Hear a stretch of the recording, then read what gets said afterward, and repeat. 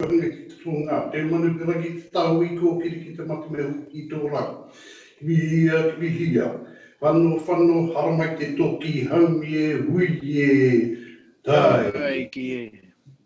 Kei te mihi kia koutou, ngā me mahau, kini, pai tunu e kia kiti a koe, hoa. Nau mai hala mai ngā ki whakaue, te komiti nui, ki wainganui ka mātou I tēnei wā. Tēnā koe e te rangatira. Tēnā koe. O tēnā koutou, koutou e tātou ko tau mai nei raro e te whakaruru hautanga o te kaupapa. E pai here nei tātou I a tātou. Nō reira, koe nei tāku e mihi atu nei kia koutou. Kia koe te hea, ka nui te mihi, kia koe o tēnā rā tātou katoa. He te mihi. Tēnā rā tātou katoa. Apologies, if I move to apologies, we have Jeff Rice. Amanda, do we have any other apologies? No, just Jeff. Okay then, can I have somebody move the apologies? Yeah, I'll move it. Rawiri, and second, Makawana, kia ora. Rawiri moved. Can they see it on me? Yes. Oh, okay, get it by. Yeah. So at the moment, I think there are 17 people online. Okay. But only 8 people have cameras on. So the people who don't have cameras on are not visible to us, but they're lurking in the background. Okay, that's it. So public forum, there are no matters for public forum. Number 4 on the agenda, items that are not on the agenda, previous minutes. So we do have the minutes, but those have just been sent out, I understand, yesterday. So whilst we're going through, you can glance over and have a look at them, I think, because I think we're going to approve them later on in the agenda at item 9. But if there's anything that arises in those minutes, then make a note and then we'll address them later on in the agenda. Excuse me, Dean. Can we just have a mover and a seconder to accept the minutes that aren't on the agenda, and then we will confirm them later on. Okay. Can I have a mover? Yeah, I move. Maru, seconder, Nikki. Thank you. Thank you. Point 5, order of business, rearrange order of business if required. I don't think there is a requirement for that, or is there? Asking staff. No? Okay, point 6, declaration of conflict of interest. We're all conflicted because we love this. Yeah. So it's a good conflict. Number 7.1, proposed flood protection and drainage bylaws 2020. There is a power presentation, and we have Dr. Kaupapa Burke and I think it's not Tony Briggs, it's somebody else. Kirsty Brown is online. Kirsty Brown. Are you giving us a presentation, Kirsty? Yes, I am. So I'll just bring the presentation up and share my screen with everyone. Thank you.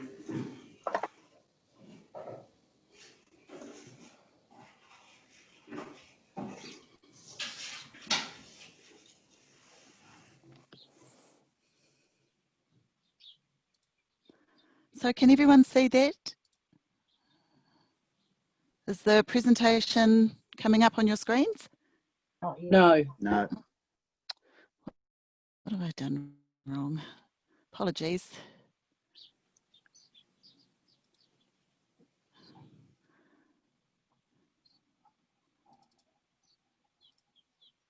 Have we got success now?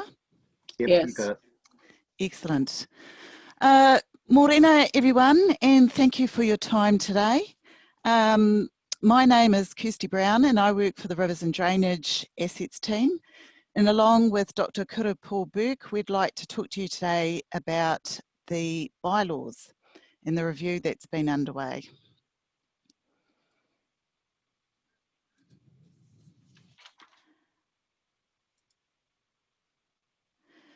Flooding is New Zealand's most frequent natural hazard, and here in the Bay we are all too familiar with the impacts of flooding and the damage it can cause.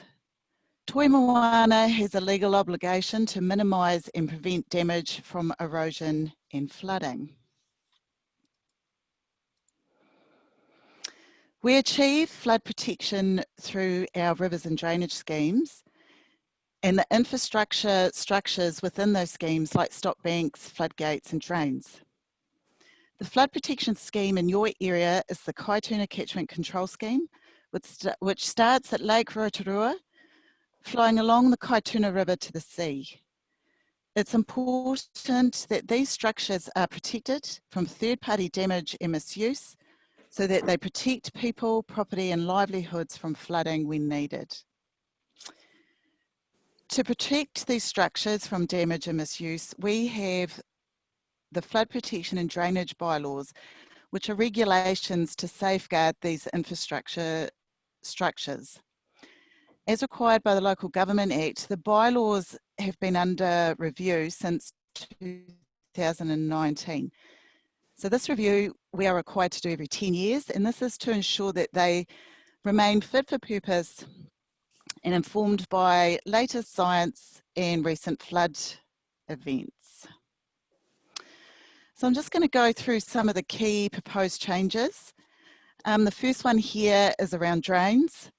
So we want to make the existing clause around stock access to drains clearer. So we're proposing that no stock have access to any drain or the bank of any drain without written authority. Another change is around the area is highlighted in this slide here. So we call these areas bylaw applicable areas. So this is particularly important for drains and defences against water. So defences against water is a term used in the bylaw to describe man-made structures like stop banks or pump stations intended to protect against floodwaters. So within these bylaw applicable areas, we ask landowners to contact us when they're planning to do works like construction or excavation or earthworks, and we'd like to work alongside them to minimise any impact on the asset. This is particularly important in the Kaituna area, the lower Kaituna in particular, due to the peaty sandy soil types which are prone to water piping through the land.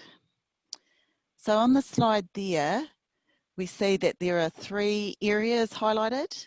So it's the area 1, which is from the bank of any watercourse to the defence against water. Area 2, which is on, in or through the defence against water, and in this diagram it's shown as a stop bank. And then the area 3.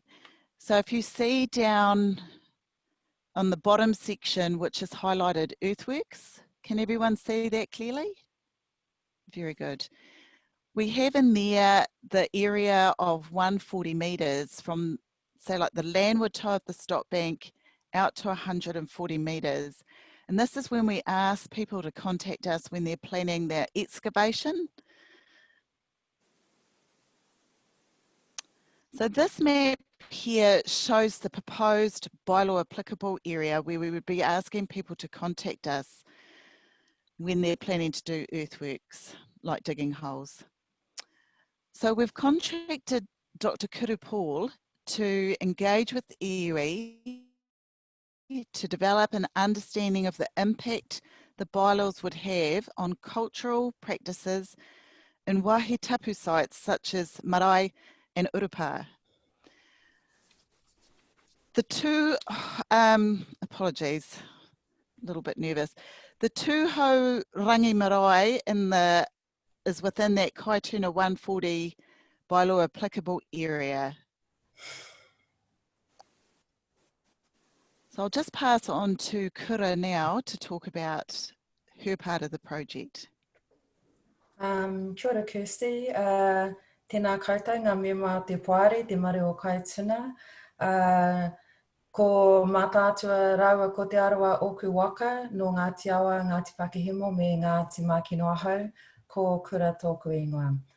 Morena, kia ora everyone, my name is Kura, and my role in this kaupapa is, as Kirsty has highlighted, is to assist tangata whenua in engagement with the review and provide recommendations to council. This slide here shows, it's just, the slide shown here is just that it's a short-term project which will conclude in October this year. The targeted engagement for this kaupapa includes working with tangata whenua along the Waiawiko River, near Opotiki, the Rangitaiki and Ngāti Awa, and the Kaituna River Konei. Thank you, Kirsty. Can you turn that slide, please? Or move the next slide. The methodology that we're proposing, or that we are actually currently using, is our Kaupapa Maori approach. Includes the principles of whanaungatanga, such as kotahitanga, or working together with our whānau to assist voice in the bylaw review. Manaakitanga highlights a responsibility to work with an ethic of respect for own and others. And kaitiakitanga, sharing of resources and experiences in order to support each other. And whāni rangatiratanga, which promotes tangata whenua contribution and collective decision making in ways that are relevant and appropriate for us. Thank you, Kirsty.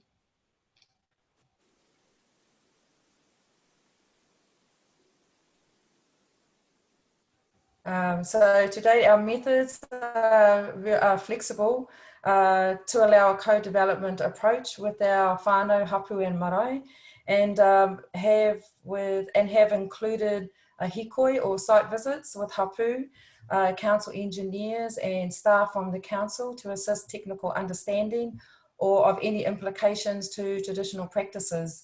The photos in the bottom there, the two on the left were taken at Kokohino Marae with Te Pahipoto hapu, and when we did a hikoi or site visit of the marae, papakainga and urupa.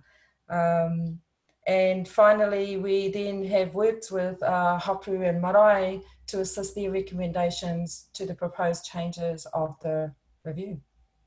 If they wish to participate, there it is. Kia ora. So that's our presentation. We're open to questions. Kia ora members, are there any questions for this presentation?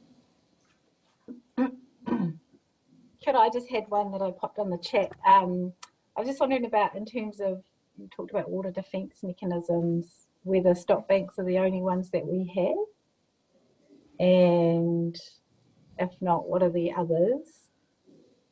And yeah, and then in terms of the identified sites, what other mechanisms might be used to, I don't know, around those sites of significance, I suppose. So talking to the first part of your question there, the main defence against water we have is the stop bank, but it also includes other structures like pump stations.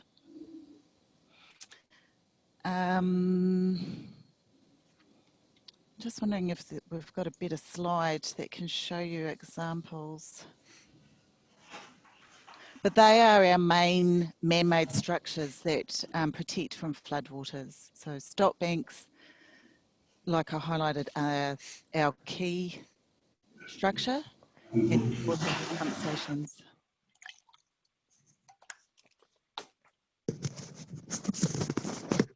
I didn't have a question, I just had a comment. I was just looking at the action plan, our Tini o Tuna action plan, and I guess I was just looking at some of the priority actions. So one of them is around lowland drains and drainage canal improvement project, and then the other one is around connection to the river. priority action 3. And I guess I was just wondering about how this process could or does contribute to some of the priority actions in the action plan. Those seem the 2 obvious ones to me, but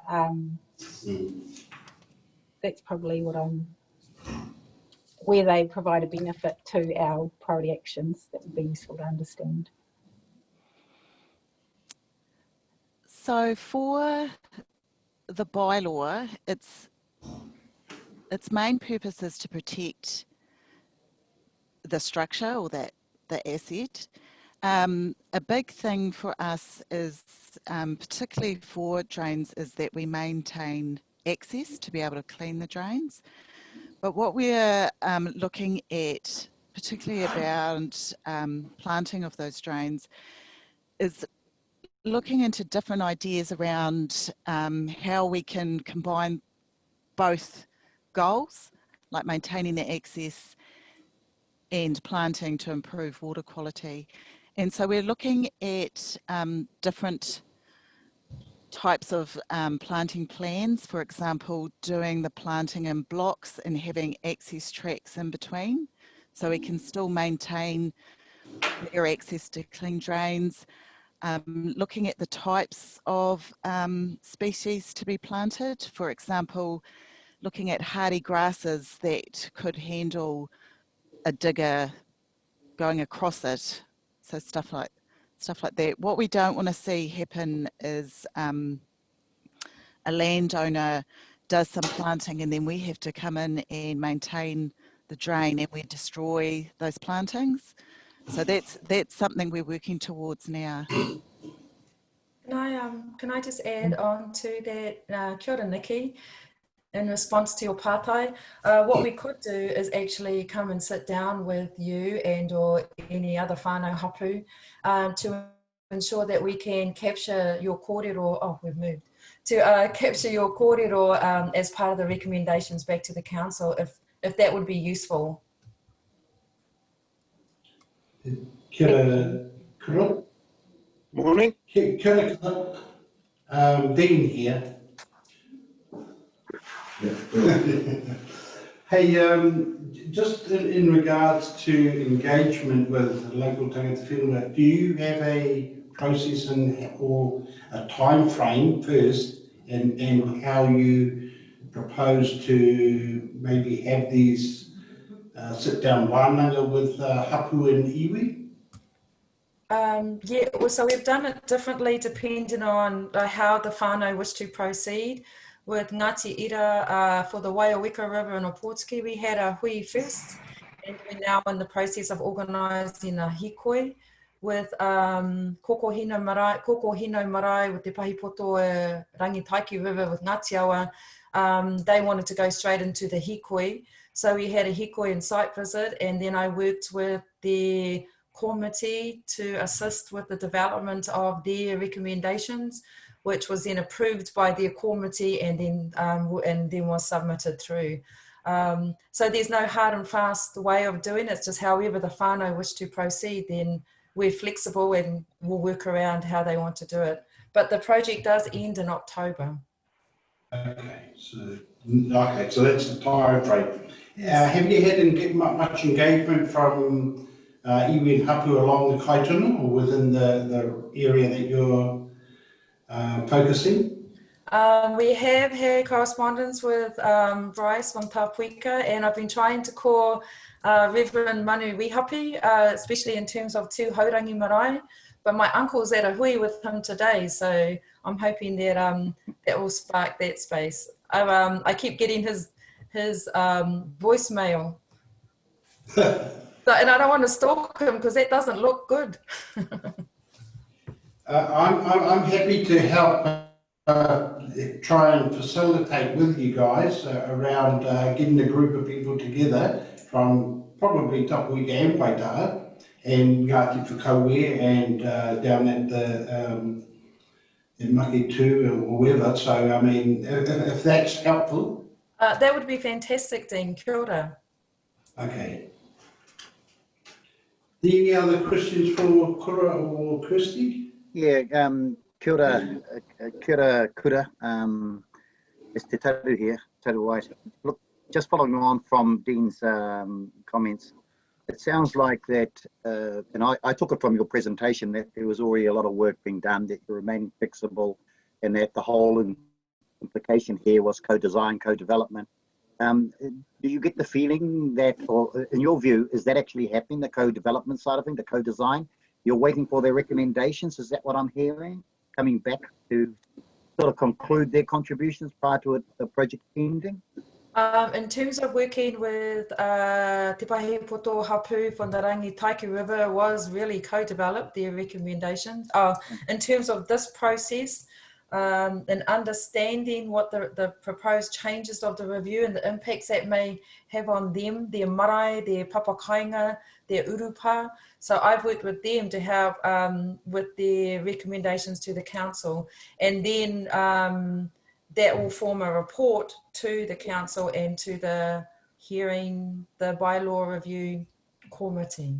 I'm not sure if I answered your question. No, that's fine, Kura. It gives me sort of a bit of confidence that that it's pretty solid, and you know, and all respect to you guys for that. I guess just the Kaituna and the stuff that Dean is suggesting, that following up on that area will be pretty important to happen at all. Kia ora. Pim has a question.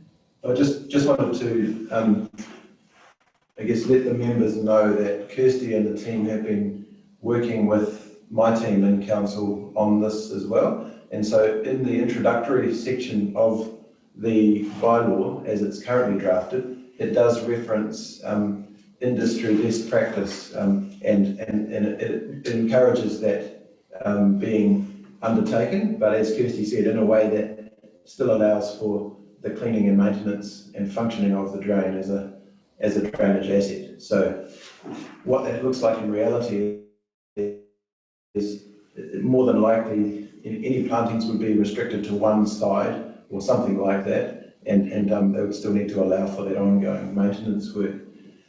The other thing was, I don't know if it's useful, but just because something's in that band that Kirsty showed on the map or in that diagram doesn't mean it can't happen. It just means that there's a process of getting a bylaw authority to do the work. And I wondered whether it was useful for the members to understand that that process can actually be quite simple. Kirsty, do you want to just run through very briefly what, you know, let's say Rawiri wanted to plant a tree inside the zone of interest. What process would he have to follow to do that?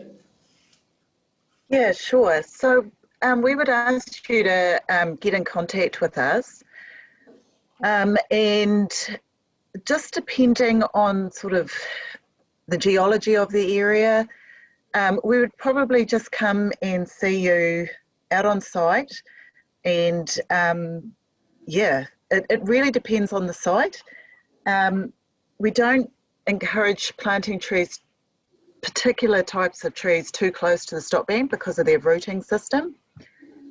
So yeah, we would come out on site, have a bit of a chat to you, figure out if it's the best place to plant. It'd be more around sort of like if you were looking at building a house or a shed close to the stop bank, and you were digging down to place your foundations, etc. And we might ask you to do a few extra things just to make your foundations more secure and not so weak to maybe piping in the area. There's we don't charge a fee for a bylaw authority application. We're trying to encourage people to contact us just so we can make sure that the integrity of the stop bank or pump station, etc., isn't affected by weakening the structure, etc. Okay. Any other questions? Yeah, kia ora tātou. I just want to add on to your kōrero, Mr. Chair, Dean, in terms of the Ngāti Whakaue, the Makatu end of the Kaituna. That would be something that I've got Te Pori Newton with us as well, to be able to maybe it's something that we could work on together, Dean, so that we have he pito kotahi, hei kōrero watu. So that we're all in there together. So, like we would work with the runanga, we would work with the marae, mau te āhuatanga o tūhaurangi me tapuwika e kōrero atu. So that we're not just going to 1, 2 or 3 places at one time, just te wāhi kotahi ana, te āhuatanga o rangi wewe hi okira. So that so it centralizes everything, but it doesn't. But we can still have our own individual kōrero I roto I te wāhi kotahi. Kia ora, Tini. On that note, I think we'll thank Kirsty and Kura e mihi mai ana kia korua, and we'll keep in touch around the kōrero that Kenny's just said, basically. So, who do we keep in touch with? Is it Kura or Kirsty or? Can we have a? Sorry? You can, I can contact you, Dean, and go from there if that's agreeable. Yeah, kapoi. And then whakapā mai, Dean, and then we can go from there and kia Nikki hoki rā. Bye. Okay, kapoi. Kia ora. Kia ora, thank you for your time. Kia ora. Kia ora. Okay, moving on. We're into number 8 report. So 8.1 is my verbal report. I do actually have a written one, thanks to staff who have reminded me of what we've done since our last week. So I'll make this quite swift, I think. To me, tutahi, the first thing was the welcoming of our new members. So we did that in the meeting, but John, te pōari e mihi mai ana ki a koe ki mai nui kia matau. I wasn't sure whether you were on. I could see Kingi, but I couldn't see tō Apua. So welcome to Ngāti Whakaue te komiti nui. Just number 2 is from our last hui. I spoke around about spreading the word for Te Tinia Tuna, our working plan. So I did engage with, I went out to Makatu and presented a presentation there just to kind of update the members and the community at Makatu who are present around the work that we're doing and more the practical, physical type of work. Then also presented to the Komiti Maori at Western Bay Council, which is made up of Tauranga Moana and Tarawa and councillors there. So really it was just around promoting what we're doing with the river. I decided to go to Western Bay first, mainly because a lot of what we do is within their districts. I wanted to ensure that that they were on board with that. And understanding where we're trying to go to. And also at our last hui, Peter, Western Bay gave a presentation around 83 Ford Road. Yes, so again, part of our presentation at Makatu was saying, well, we're here. One of the core principal objectives of Te Maru is to bring people together and work together for the benefit of the catchment. So, so that was done, and so 83 Ford Road planning. That is, I think I asked for. If Amanda's here, I asked for a presentation to be, or a news release that Western Bay were going to send out to be sent to members. So I see John and Grant here. So that was really something that came from Western Bay. We were just putting it out there. It's a notification for people who have an interest around Boy Corbett's area. Around coming together and having a look at options for that. So part of the presentation that I gave out at Makatu was with the Makatu Coast Guard and the Wakaama. For Makatu to come together and we start looking at that, but it's also an open invitation to other community groups out there that may want to come and look at how we could develop that space where Blue was. So that's that.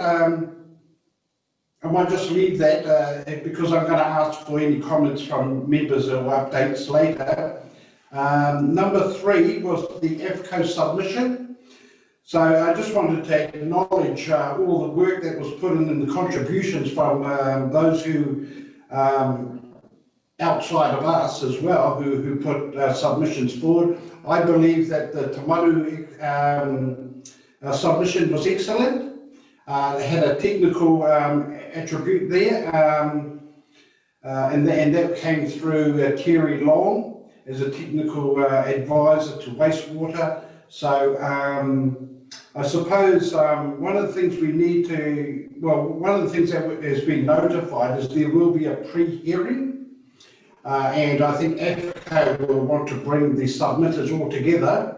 So I suppose one of the things we need to discuss or decide upon is who from Te Maru would be involved with that. I mean, as the chair, I'm happy to be involved at that level, but I think also Terry Long, who we contracted to write the technical attributes around this, Terry has indicated that he would be happy to work on behalf of Te Maru, and I think that's important. So if there's any others that feel like you'd like to be involved with that, those workshops or those pre-hearing workshops, let us know. Just another piece of work that's kind of come from last year, but it's flowed into this year, was around when we were developing the work plan to Te Kaituna. We also were talking about how we communicate this with people. So one of the factors there was to develop a website specifically for Te Maru Kaituna, linked to the council, but it's around giving us our own ahua, our own identity. And so that has been, we have a draft, we have a draft of that website. I'm not sure if you want to. Have we shared it? Amanda is able to show members a few pages from it if you want to. And I think we may have Julia Pierce from our communications team on the call as well. I'm not sure, are you there, Julia? Perhaps not. Amanda's pulled it up for you. Yeah. Thank you, Amanda. So it's very simple. It has the tohu, it has the membership, but it starts with our vision. Can we flick through to any page really? I suppose. Yeah. Yeah. So this is all accessible online. When, Amanda? We haven't gone live with this, have we? Because I just wanted to bring it to the members first. So I'm not sure what date. Sorry, Dan. Okay. At the click of a button. So if you say today that you're happy with it, yeah, our comms team can make it go live straight away. Or if you want to have changes, then it can be delayed. Yeah. Okay, so it's sitting there.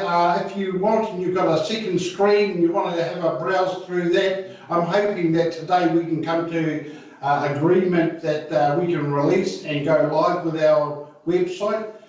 There are some pictures that need to be updated around membership and those sorts of things. So, but basically, the platform is there and it's ready to go, and it's really around how we communicate as a board or as a river authority, our messaging and those sorts of things, rather than coming under the regional council. Although this page is linked to the regional council, all the technical reports can be accessed via here. It's just really about the ahua of who we are. And so it's a stage 1 in developing that comms. So there's that website there. we do have another video to share. It's a planting down at Tumukawa, but I might leave that one for last. And what I might do at this point is just jump in and ask if there's any of the members have any updates that you'd like to give in regards to projects or where you're at, I suppose.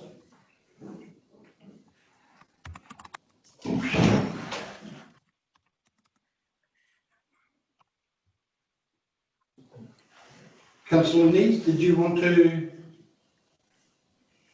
Yes, just the comment that I wanted to make was just to say I attended the Makatu Community Forum, and Dean did a fabulous job of presenting to the community, and I really saw co-governance acting in the most positive way possible with the support from all of the community groups. It was like we were all there for the Kaituna River and all supporting it, working in the same direction. So I thought it was a really, really positive experience and presentation. I just wanted to say well done and thank you to Dean. Yeah. Heidi, Councillor Hughes, did you point at me or did you point at something else? I gave you a thumbs up, Dean. Oh, okay. But no, yeah, so there's nothing from my end. It's really good to hear that reflected though, Jane, about these meetings that are going on.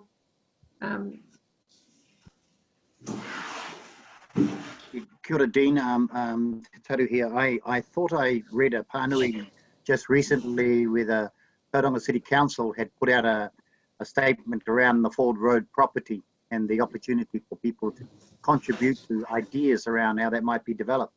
Have you seen that, Dean?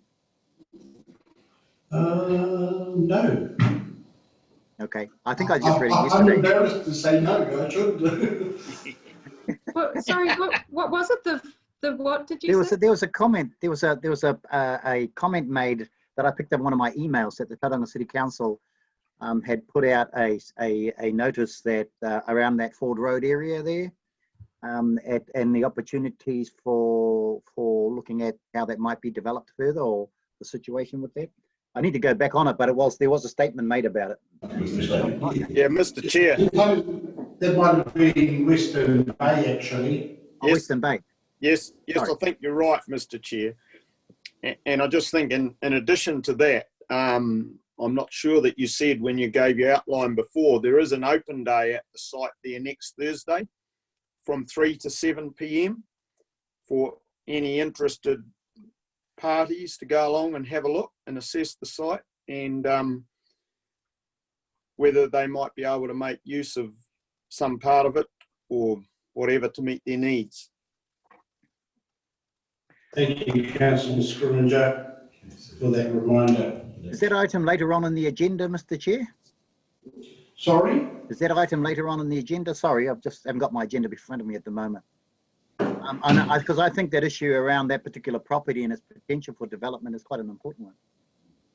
Yeah, absolutely. We're staying connected as to Maru, but it also the date Thursday that Councillor Scrivener brought up is a day for the wider community to come and have a look at the site and put ideas together. I've certainly laid a foundation that Maru and especially Tangata Whenua should be involved in its entire development because of that whole connection to the area, which kind of came up in Pārtai at the last Te Maru meeting, and I think it came across quite strongly by you, Councillor White, around how Tangata Whenua needed to be involved in that particular site. We had all Taiparia, the old pa next to it, and those sorts of things, and waka, etc.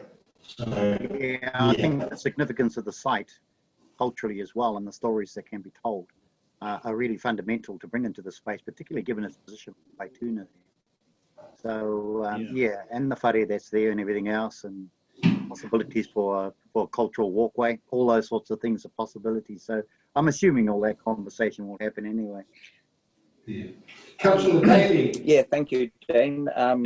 sorry, waving my hand around a bit furiously, but I have got a bit of an update in addition to what Councillor Scrimger has given, provided by our staff member, Matt. Western Bay is looking at how to best use the land at Ford Road. And I can just share some content while I quickly talk about this. Is that possible? So, Yes. can you? So this is the land in question, down highlighted in red at 83 Ford Road.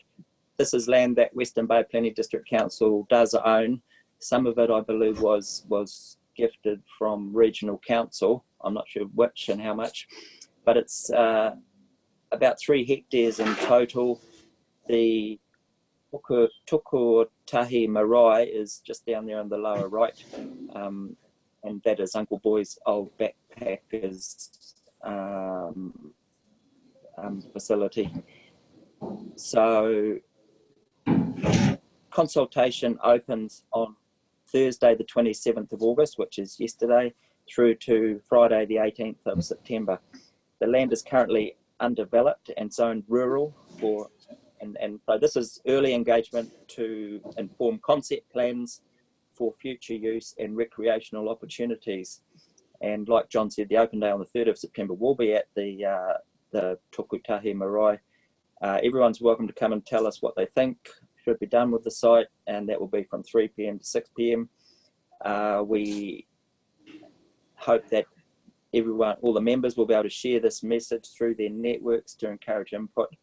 And there is more information currently on the Western Bay Planning District Council website about this. And I've just got another picture I'll try and put on if I can.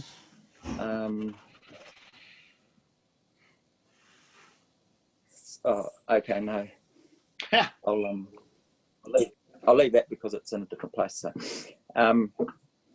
So other actions in regards to Western Bay Planning District Council is that we're well into our planning for our long-term plan, and we haven't discussed it as yet, but we have got coming up consideration of budgeting for Western Bay Planning District Council's actions and commitments under the Kaituna Action Plan, or Te Tūni Atuna.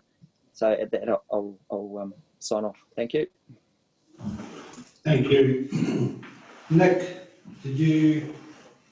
Kia ora, Nick. Yeah, morena. Kia ora. Firstly, apologies for lateness. I was having some technical difficulties out here at Lake Okaraka, but I'm all good now. It's a beautiful view too. Just a little bit of a heads up and something that we've been working on, and it just with some young people coming out of COVID, we've been doing a whole lot of catfishing as part of some kids who haven't been going to school. And just we've been pulling up nets at Makoia, and we've caught, I don't know, something like 17 catfish, and some of them have been huge and biggest ever caught. So 8 to 10 years old, some of these catfish. So I think one of the, we were lucky enough to have the awesome William Maru come out with us, and he was talking to us about how potentially like 99% of Kauda have gone out of Rotiti, and potentially 80% out of Rotorua. So I suppose that's just an awareness of stuff that we're doing, and just how that'll affect. Just thinking about that Pataka Kai projects and things like that, and how these catfish could potentially see if they get down the river. I don't know. So I know it's been when we were catching these fish, he was sort of going, oh, this has kind of changed a little bit of our thinking. Our kids loved catching them, and I actually ate one, and it was beautiful. So why? Because they eat Kauda, so the meat was delicious. Anyway, so yeah, that's just a bit of information from our end. I think Rotorua, obviously, we did a lot of rarurari with water treatment plants and things going on, so there's a whole lot of stuff going on in that space. Thank you. Kia ora, Nick. Any other members got any other updates? Yeah, kia ora, kia tēnā koe, Mr. Chair. Just to let you know, again, ngā mihi kia tātou, Te Puari and I are here with the passing of our Maria Horn. We haven't been able, because of because of the COVID situation and not wanting our kweke to go to the marae, we haven't had an opportunity to elect our Makatu representative for Te Komiti Nui, which is why Te Puari and I are here. We're looking to select that representative over the next month. So just giving a bit of a heads up that the next time that we have a meeting, that we'll have our new full-time Maru o Kaituna representative. But really feeling the hospitality, te mana ki tanga nui, I roto I tēnei kaupapa. Moving to 53 Ford Road, I know with ourselves at Te Komiti Nui, and I would guess the same as well with Makatu, is really just wanting to find out what ongoing role can Haukainga tangata whenua play, which is, I know, something that you've got on your radar, Mr. Chair. So really heartened about that, and just signalling that would be something that I'm sure all of the iwi would be interested in knowing, because he takahanga waiwai, i ngā wā o mua, he wāhi noho ngā tupuna, and we'd like to have that ongoing relationship. So that's really a heads up, and acknowledging Te Maru for the role playing in terms of ensuring that Haukainga and Te Maru has an ongoing role in this particular wāhi tupuna nei. So that's really the, also, sorry, I'll just introduce Te Puari, mehe mea he kōrero anō wāhau, akene pia koe nei te wā. I mihi e pihi ki. Just a little note if you. It's a penny family. Yeah. Oh, okay. Yeah. Is that an update?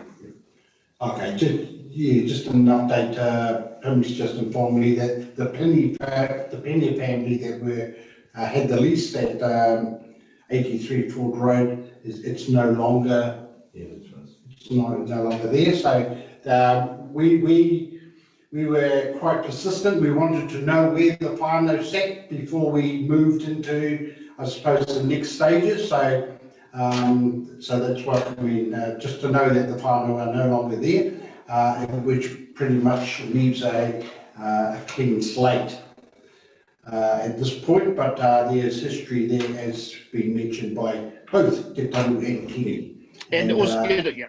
Oh, sorry, Mr. Chair, but also just to say, ako mōhio mātou about the pene whānau, but it's around creating that relationship with the new city, or whatever it may be, as we move forward. So tēnā koe te whai, te whakamārama mai I ngā kupu me ngā kōrero.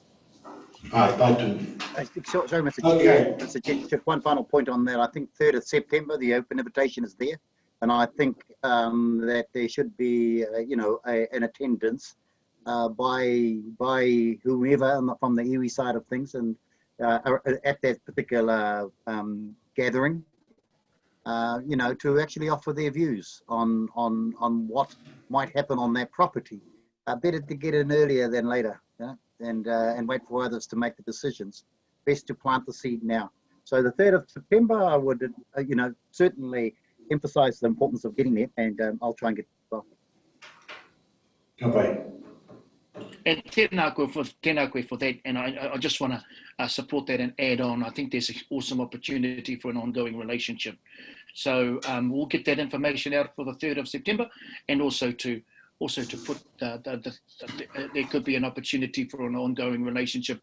Anō hotahi a pūtahitanga, a tautokotanga in that way. So tēnā koe te taru, tēnā tātou. Ka pai. Okay, just to finish off my part, I still have a question around whether we go live, whether ke te tutoko in ngā Puari, whether we go live with our website. I'm happy to wait till the end of the meeting, but I do want to know at this meeting. Amanda, if you're there, can we finish this part of the report with the video for the planting of the tumu koa? Absolutely, I'm here and I'll just get it up now. Okay, so this is part of the planting program of creating 100 hectares of wetland down on as part of the Potepo project, and so This Te Tumu is that piece of land that is regional council, Ngāti Whakaue and Tapuika have come together to purchase this land and then turned it into partly wetland. Just thought we'd give an update. We've had Michelle Elborn from Bay Conservation planting. This is where all the school groups have been planting. The local school groups have been coming down and planting in education. So it's just a wee little way to end, I suppose, my report, and a reminder that I will be asking again if we can go live with our communication website platform. Kia ora.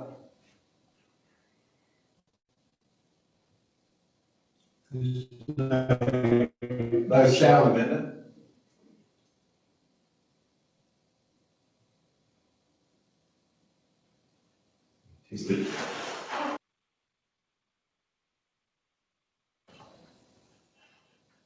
Amanda, we can't hear. Can everyone else hear? Can you? No. Sorry, I will try that again.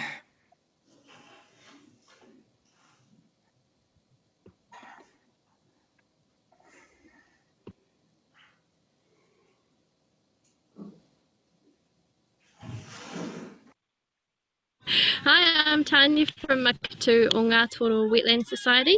We run an environmental education program with lots of local schools, and we're really, really privileged to be able to bring our schools to Tumakawa project to help plant kakatea. Some of them are planting, and then we're doing water quality testing and also invertebrate monitoring to look at how healthy the habitat is. So we're working in collaboration with Bay of Plenty Regional Council, the iwi landowners, Ngāti Whakaue and Tapuika, and also Bay Conservation Alliance, who are supporting with the education side of things.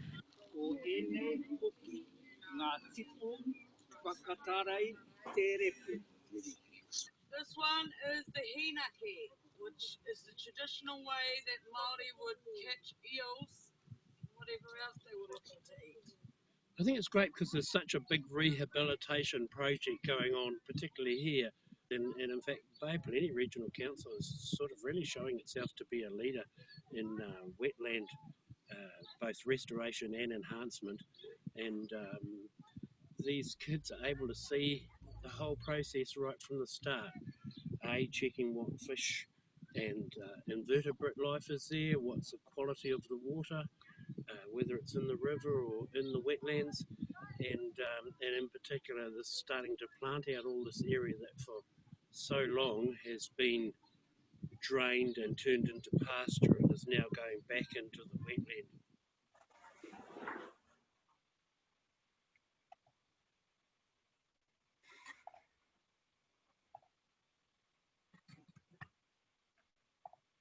Of projects that if we get, it's those types of projects that we need to get out there and promote in school groups, and having these liaison groups working with us is pretty much what we're set up to do. I mean, that's what our job is to bring people to work in around the river and our local communities. So anyway, that's where that's at. I'd like to move to our next point, which is 8.2, the adoption of the budget. So, let me see there,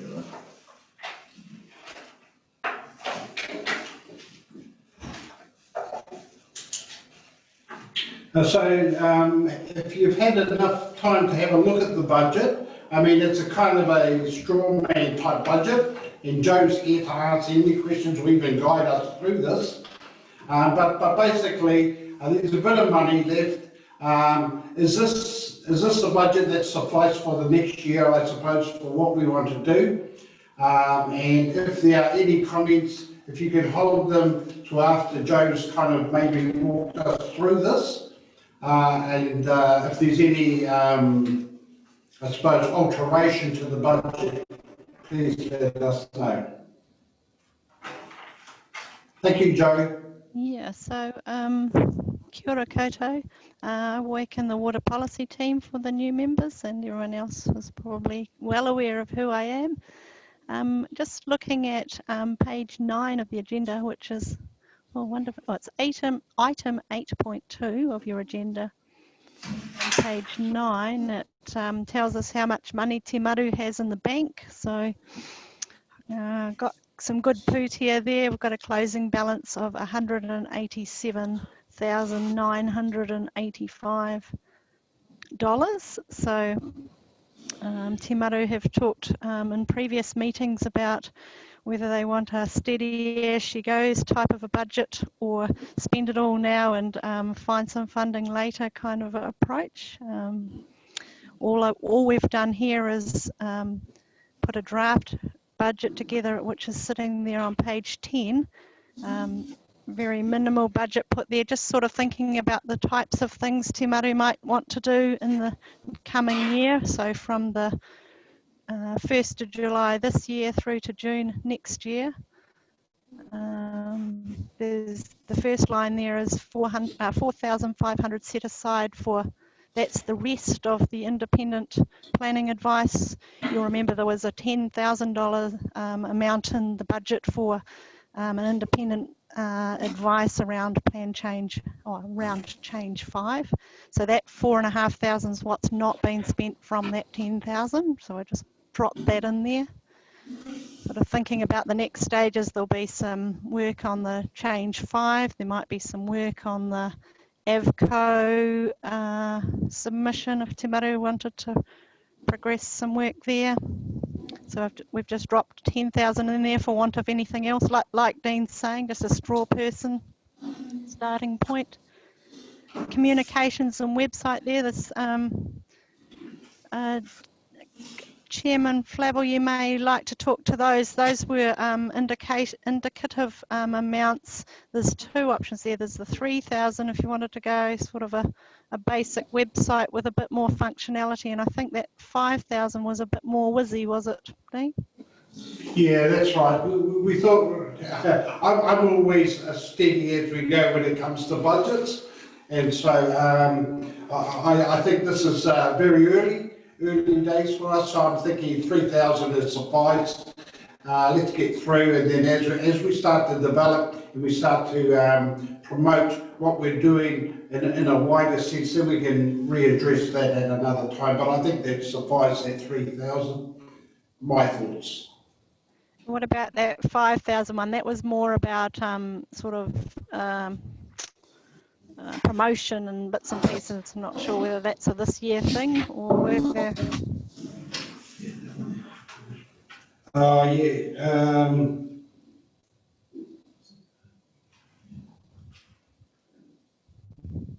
Well, that's just a steady progression from the 3, isn't it?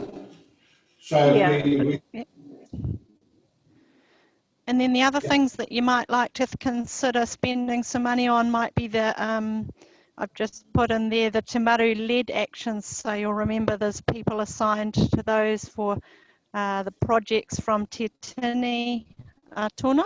So there's project 3, which is the consented takes work that was going to be co-leaded by Te Maru.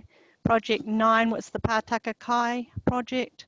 Project 10, the Kaituna Community Connections. Chairman Flavel's talked about progress on that this morning, and the cultural one, Project 13, Cultural and Historic Heritage. So if the leads of those wanted to put their hand up for some pūtea for those, yeah, you could do that in this budget or next. Can I ask you a question around the 3,000 versus the 5,000 WIS option for the website? What are you talking about in terms of WIS? What extra value do you get for the $2,000?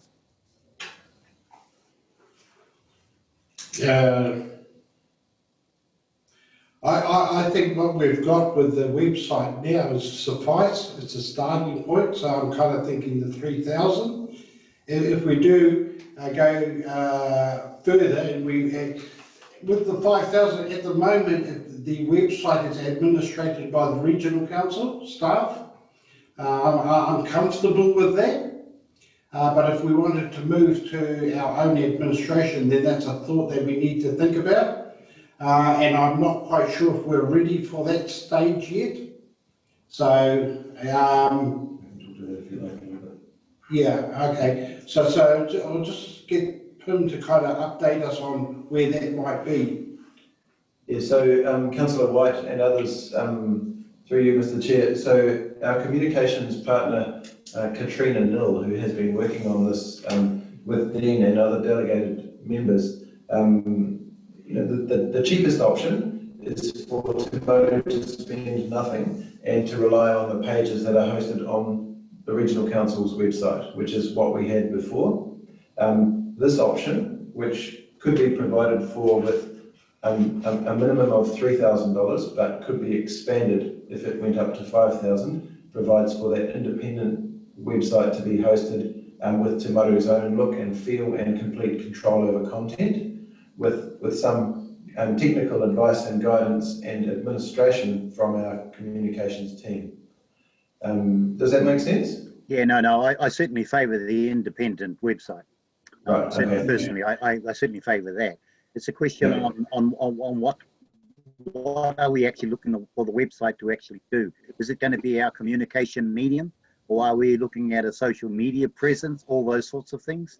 So I guess that'll come a bit later, Dean. I just wanted to plant that thought around what are we hoping to get out of the website. Is it going to be a depository for all the projects we're doing, or is it going to be an opportunity for conversations to flow?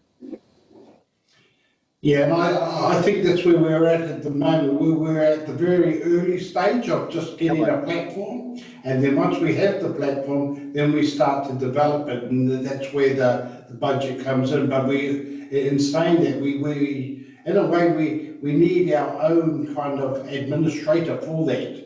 So we would need to create a position for somebody to actually do that. But as an administrator, that what are they doing? Really just updating, aren't they? So you're really, that's what it is. So through you again, Mr. Chair, I can answer that question. So in Katrina's notes that she left for us, she indicated, based on previous feedback, that some of the things that the members were keen on developing as part of a communication strategy were to use the website and other methods of communication to potentially raise awareness of and potentially even funding for the projects that are in Te Tini Tuna.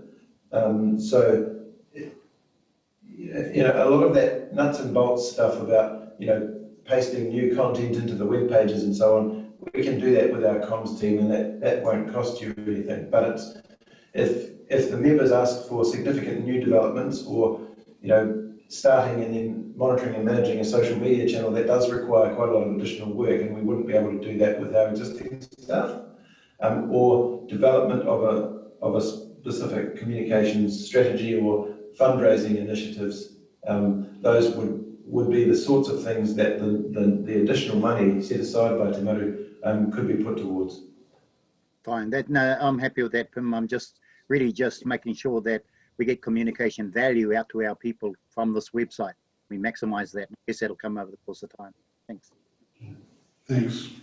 Through you, Mr. Chair, I support the, well, just looking at this budget, I support the website functionality as it is. I also support additional money for the communication strategy development, because I think just thinking about the freshwater funding that's just been released and some of the other resourcing that's available at the moment, I think having someone focused on supporting fundraising and pulling together, I guess the key components of that would be really useful for Te Maru o Kaituna at the moment. I think it's a timely investment, so that you know, Te Maru might put up some starter funding for some of these projects, but I think looking to some of that bigger funding streams and having someone who's dedicated to do that would be really useful. So I think I support the additional $5,000 for that.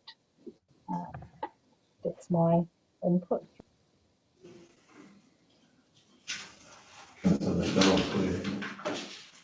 Nothing more. Kia ora koutou.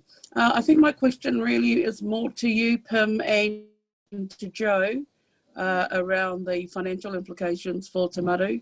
given we are moving into LTP planning, are you confident that the budget we have, well actually the question is, given what's coming out of priority actions from the Te Tuna plan and what we've discussed this morning, one, how long do you perceive that that budget will take us to? And is there a necessity maybe for us to look at further funding via the LTP plan, given we're in the LTP space at the moment? Joe, do you want to answer that, or do you want me to? I could answer on a higher level. So the actions that are in Te Tini or Tuna, you'll notice there was a bunch that have regional council as the lead. There's some with district councils, the various 3 district councils as the lead. Those ones would be funded through either the business as usual work that those councils would be doing, or they would be seeking some funding through their LTP processes. The ones that haven't got any funding attached are those ones there on that budget with no pūtea attached to, those Te Maru led ones. So those 4 projects are the ones that you might see yourselves putting some money out of the Te Maru budget against, as this, like Nikki was mentioning, perhaps as a seeding part of the funding, and you might seek funding from elsewhere, whether that's from an LTP process or from the freshwater funding, MFE's funding, the various DOC funding rounds that are going on at the moment. Would you like to add anything to that, Pim, about the Bay of Plenty ones? Yeah, so through you, Mr. Chair, I think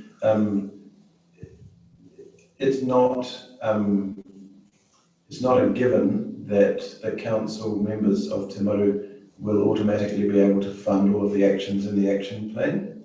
And I think some councils' revenue streams may be quite significantly affected post-COVID. And so we, as staff, we will be putting some options in front of elected members to choose to fund additional work in respect of implementing the action plan.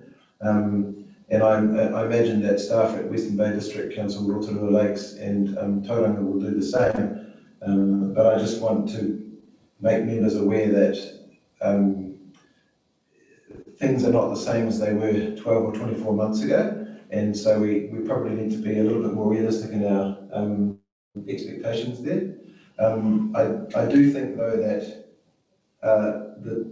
the second round of the Freshwater Improvement Fund and the Te Mana o Te Wai Fund, which are open until the 21st of September with MFE and will be open again in January 2021 for round 3, they are prime opportunities for Te Maru to say, we'd like to nominate one person to develop an application on our behalf that seeks funding for a designated number of projects or an amount to contribute to implementation of the action plan generally.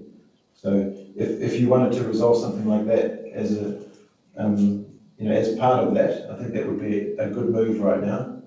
And Councillor McDonald, just an answer of your question, if you were to spend $22,000 this year as proposed, then you would run out of money in about 10 years.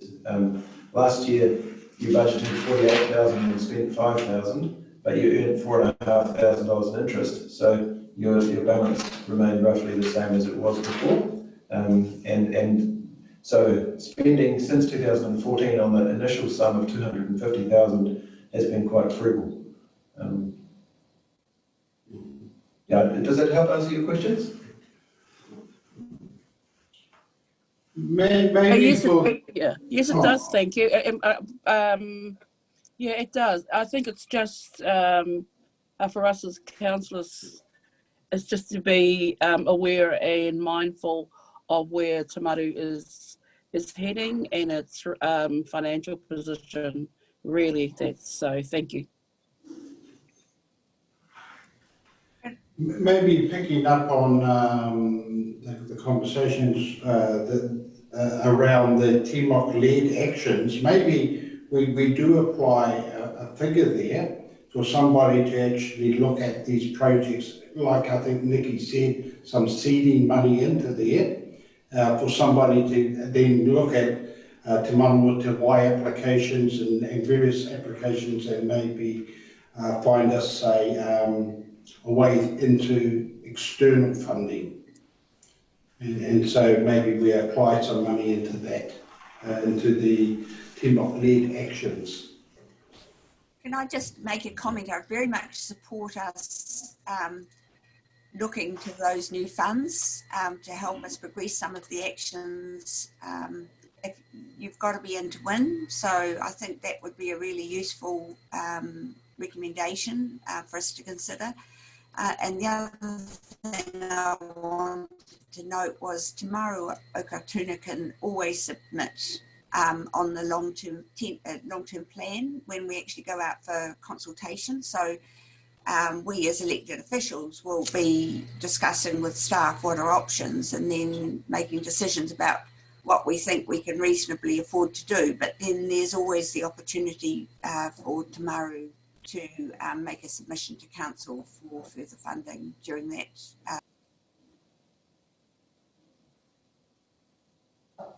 Thank you, Councillor Denise. So if we're in agreement around putting a figure towards those TMOC-led actions, any ideas of what that figure might be? Maybe I'm asking Joe or Phil from experience of what sort of seeding money to do that kind of initial kind of pieces of work around those particular projects. Would it be to develop an application or to actually do the projects? To develop an application and to inquire where the funding is and make application. Yeah. So in answer to that question, I think the Freshwater Improvement Fund requires a co-funding. So it requires the applicant to have some money, preferably half and half. And I'm not sure about the criteria on Te Manawa Te Wai. Nikki, do you know, is that the same? Is that also? It doesn't require a... I don't think it requires matching co-funding, but and some contribution is preferred. Yeah. So it might be prudent to say put a couple of $1,000s towards the development of the application itself, and then maybe a contribution of $10,000 towards the implementation of the project that you could indicate in your application that you'd committed. Would give you a total of 12 in that particular space. I don't just have it as a starter. Yeah, I'd support that. I think that's reasonable. Yeah. Okay. So the recommendation for the TMOC-led actions is $12,000 to be added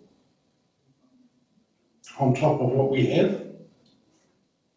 Are there any other alterations in the budget?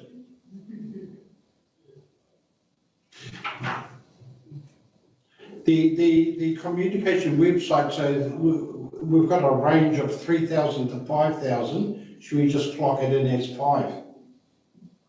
Or we'll keep it at 3? I think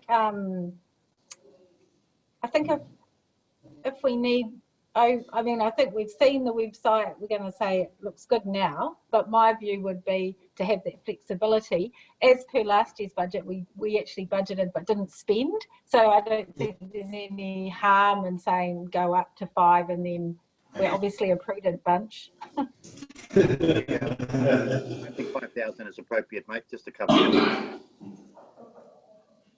So sorry, what was that? I think go up to 5. Keep the 5 there to cover. Keep the flexibility as has been said.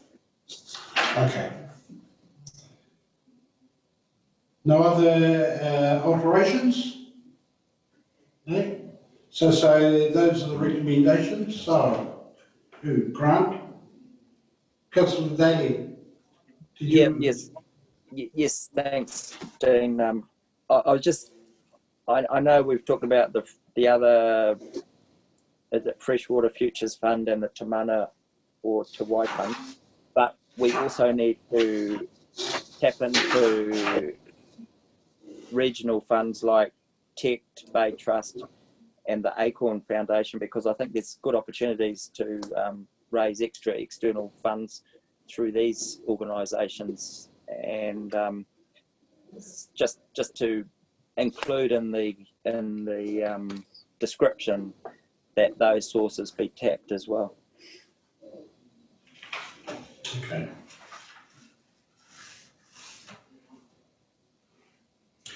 So we received the report. We've made alteration to the budget. Yeah, so I think the total that you've added is 14,000. Yeah. From what I can see, 2,000 to the communication or the website item and 12,000 to the project section. Yeah. So that would bring it up to 36,000, is that right? 500 as a budget for the year, is that correct? Yep. We need to move that? Yes. Okay, so total budget now is 36,500. Okay, these are the resolutions there to receive adopt the 2020-21 Te Maru Kaituna budget, notes the current balance as per the new balance, and we adopt the authority budget as outlined in the report, subject to amendments and that. So can I have a mover? Nikki and Matamoana. Nikki and Matamoana. So mover and seconder. All those in favour? Against? Carried. Kia ora.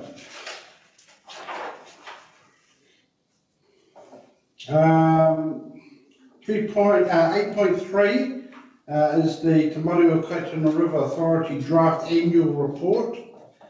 And so we need to receive this and approve. That's with Pim. Are you giving us this presentation? Yeah, thank you, Mr. Chair. So I just wanted to acknowledge Joe and I have again put this together for the purposes of meeting the statutory requirements that Te Maru has, which is to prepare and authorise an annual report and then submit that to the members of the authority. But we haven't added bells and whistles to it. Again, as per last year, it's a fairly rudimentary record of what you've done. And so I'd like to take it as read unless there's any feedback from the members. Just a point in addition, at the agenda meeting for this, myself and gave Kara permission for it to go through. I mean, a lot of the report we did was in the previous year and a lot of stuff happened in there. This year, I don't want to blame COVID or things, but things have been steady this year. So pretty much it's quite a brief report in the sense of what we've done in the past, but I think it highlights what we have done. So, yeah. So just call for a mover. Yeah, I just wanted to make a comment that I think, despite the fact that it may not have been as busy a year, there's still some good progress being made, and I just want to acknowledge the submissions that have been made on behalf of Te Maru, and ensuring that the voice of Te Maru o Kaituna and its members are heard through formal processes. I think that's really important for us to maintain that voice in the wider community. And then just the action plan, I think, it was completed in this current year, and just want to acknowledge the work that was put into that by the members and Alba and the community participating in those discussions. And I guess look forward to working with you all on implementation of the action plan. And I'm happy to move as well. Thank you, Nikki. Seconder? Nick. Thank you, Nick. Okay, just moving now on to 8.4, implementation of the National Policy Statement for Water, Freshwater Management. We have a PowerPoint presentation, and I think it's a tag team between Joe and Anaru to lead us through. Kia ora, Anaru. Kia ora. I like around. I'll just wait for it to set things up. Kai te mihi atu ki o koutou, kua tai mai, kua hui hui nei ki raro i te kaupapa o ngā rā. My name's Anaru Veko. To the new members of Te Maru, I was once assigned to Te Maru for some time actually, but I've been pulled into other parts of mahi for council. In particular, the freshwater, the National Policy Statement of Freshwater. So what I propose to do is just run through this presentation and then wonder if we might be able to, I can take questions after. That's entirely up to you. But if I could just run through and if you could note down any things that you want to ask me afterwards, I'm happy to address those, or Joe. So just to start off, you may be aware that in August this year, the National Policy Statement for Freshwater 2020 was gazetted. That simply means that it's become an authorised policy by government. Thanks, Joe. If you can move along. There are some differences between this version, or this iteration of the NPSFM, and the 2017 version. Now, this particular policy has a whakapapa that goes back to 2012. And if you looked at the 2012 version and compared it to this one, there's a big difference. And there are key shifts in this policy framework that in many cases is a watershed event. And I'll go through some of those key shifts in the presentation. I'll also briefly go over Te Hononga, which is the Bay of Plenty Regional Council's approach to engagement with tangata whenua, and I'll address that later on in the presentation. Briefly go over the work that is in the Kaupapa Maori workstream. Now, having said that, a lot of the work that's happening in that space has implications for other work streams in the project. So it's not sitting in a silo, it's actually going to be quite integrated into a lot of the other work that we're going to be undertaking. And I guess the key message that I want to leave you with, that this is about our communities, tangata whenua and council, working together to get a notified plan ready by December 2024. There has been quite a busy regulatory program undertaken by central government. There have been several iterations of the RMA in the past, but these ones have been fast-tracked quite comprehensively. I won't go into the details of those changes, but suffice to say, for freshwater, we now have freshwater commissioners. And I believe the freshwater commissioner is looking to visit. Sorry, Joe, go back. I'm just double checking you obviously can see it on the screen, okay? Yep. Yep. Cool. So he's keen to come and visit councils in tangata whenua across the country. We're not too sure when he's coming to the Bay of Plenty, but as soon as we know, we'll let you know. So along with this raft of amendments, neglected to say that there are specific amendments to the RMA for freshwater. And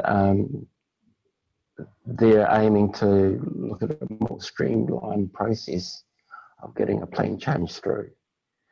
And perhaps Joe later on might be able to raise some key changes there, particularly in the way that post-notification, the appeal process runs.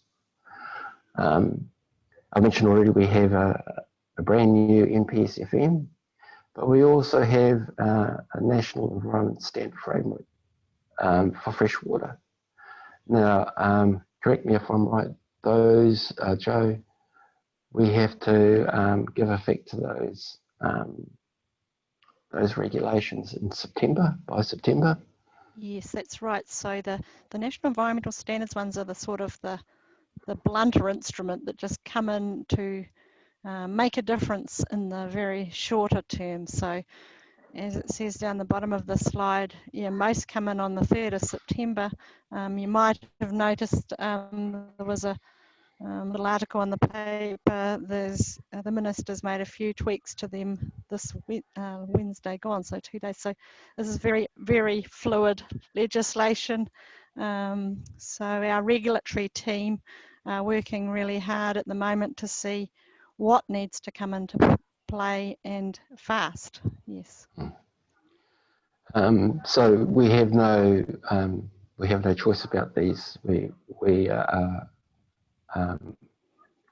must implement these standards, and we have a very short time frame to do that. So we have a team working on that as well, led by Eddie Grogan.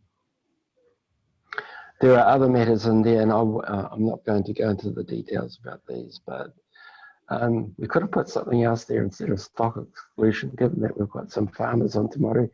But the way that we measure and report on regulations as well has changed significantly. So there's going to be more reporting and more monitoring than we've had in the past.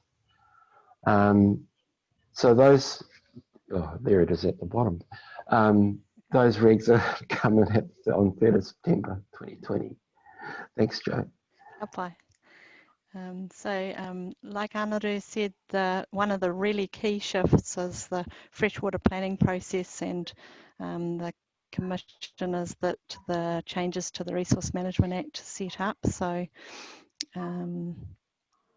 there's a chief freshwater commissioner, and he's going to appoint, he's going to work out who goes first and how that works. So there'll be 2 appointed by government, 2 by regional council, and a tikanga Māori person that can be appointed by tangata whenua. Now, that in itself could be a bit interesting with 37 iwi and upwards of well over 200 hapuas to decide who you might put through for that one person to be on the panel. So really interesting times ahead.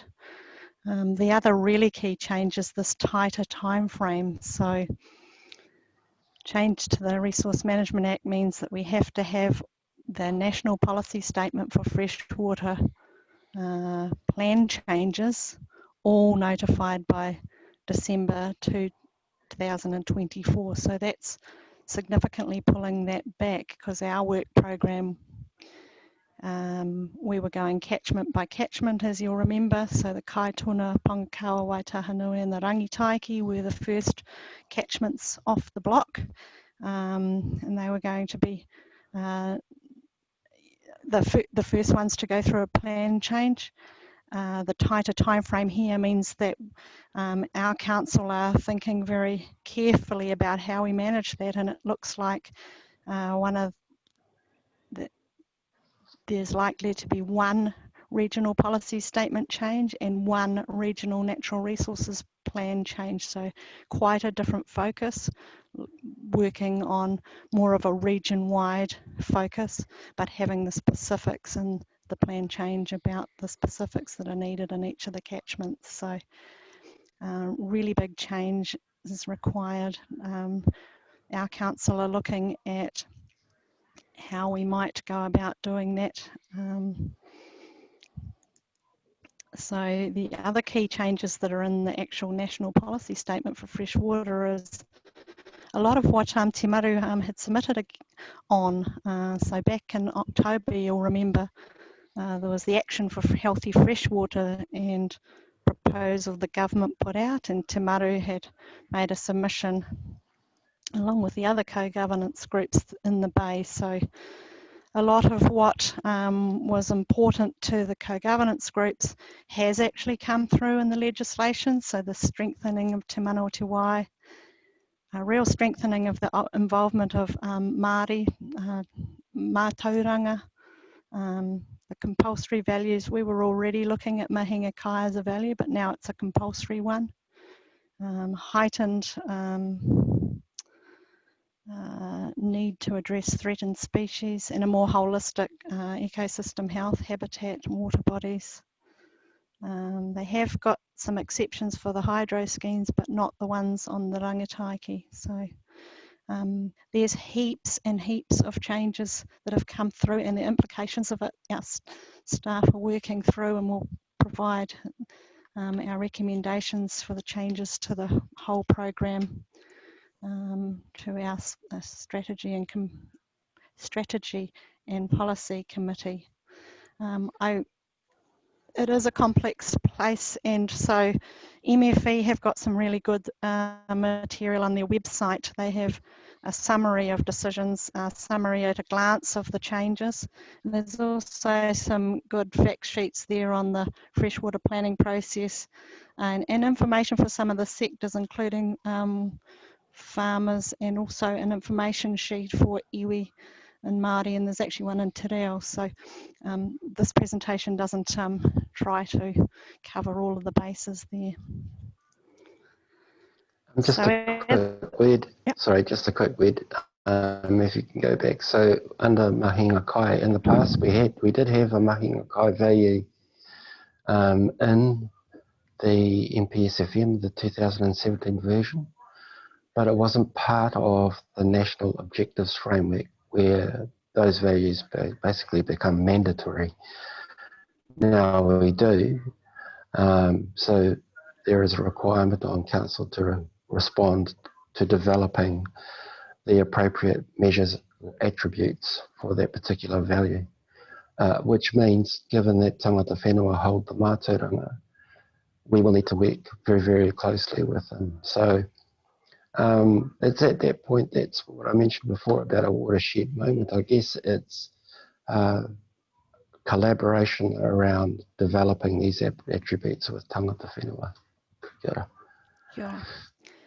So as I said, the other thing that staff are thinking about in this big shift to our policy work program is, so as I mentioned, progressing all of the catchments together, and also reviewing the water and land parts of the Regional Natural Resources Plan, because that's older now.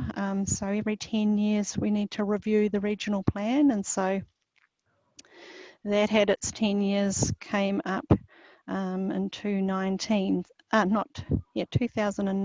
so it's the right time to review the words that are in the document at the same time, because most of the chapters in the regional natural resources are about water and land and how integrated they are. So yeah, and as Anaru was saying, this stronger, much more stronger collaboration and partnership with iwi. But all in the tighter time frame, which is the challenge. What does this mean for the work that in the mahi that we have been doing to date? As I just touched on before, so the immense work that we've worked on in the last few years was about Plan Change 9. And you'll remember we've updated Te Maru at each meeting, so that was withdrawn, and that was a region-wide water quantity plan change, which was the first step, and it was always a first interim step.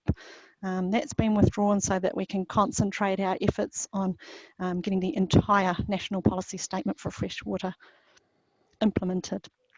And so all the good work that we've been working on with the community groups and iwi on Plan Change 12, that will all be built into the change, the one change that we will do, that we have to do by 2024. About Change 5, which you'll remember is the one that is about recognising and providing for Kaituna he toku ingoa, and Kaituna he toku iho. Those timeframes remain unchanged, and so you'll remember that at the last meeting we had NASA and David, and you had a workshop about Te Maru putting some feedback into council.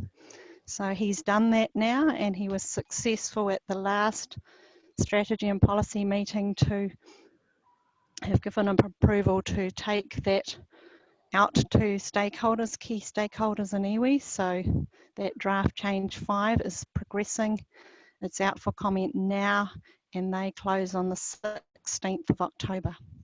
And you'll see in the paper that NASA's, if you contact NASA, he can make sure to come to, well, anywhere that you would like to have him come to talk about draft change 5, whether that be through your iwi authority or at a hapu level or community level. So yeah, do make that opportunity. Te Maru may want to put some feedback in.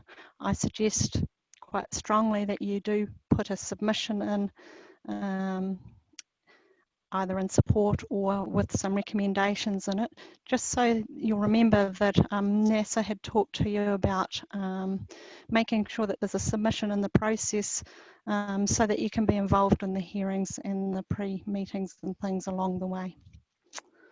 So change 5 will track on as it is. It's about recognising the river document rather than implementing the freshwater. Very linked, and if that can be progressed, then that will inform the wider plan change. Now I'll hand over to the exciting bit for Anaru with Te Hononga and the opportunities it brings. You're on mute, Anaru. Kia ora, Joe. Thank you. In June of this year, the Council Strategy and Policy Committee were presented Te Hononga and they approved the plan. Just as a background, Te Hononga is the culmination of a lot of work in terms of research of how we have engaged with tangata whenua in the past. So the information that's gone into this document has been based on a lot of what you gave us in the past, whether that be through LTP submissions, even with the engagement process that went on with the river document, RMA processes and surveys. So it's been very much informed by lessons learned in the past. Thanks, Joe.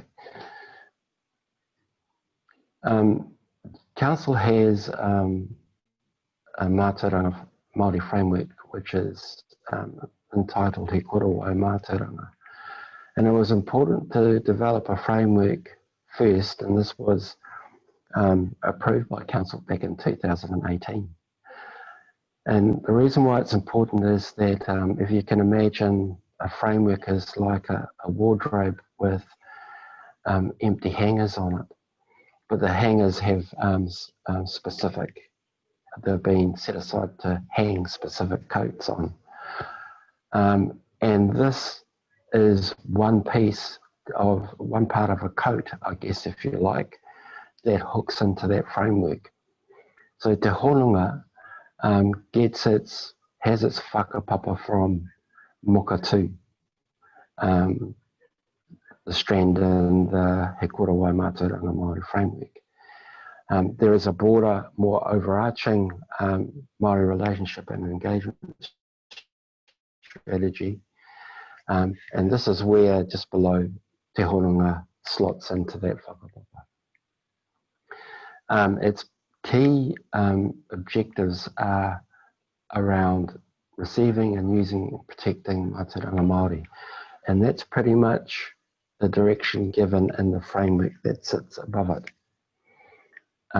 it is about not offering one approach, but multiple approaches to engagement.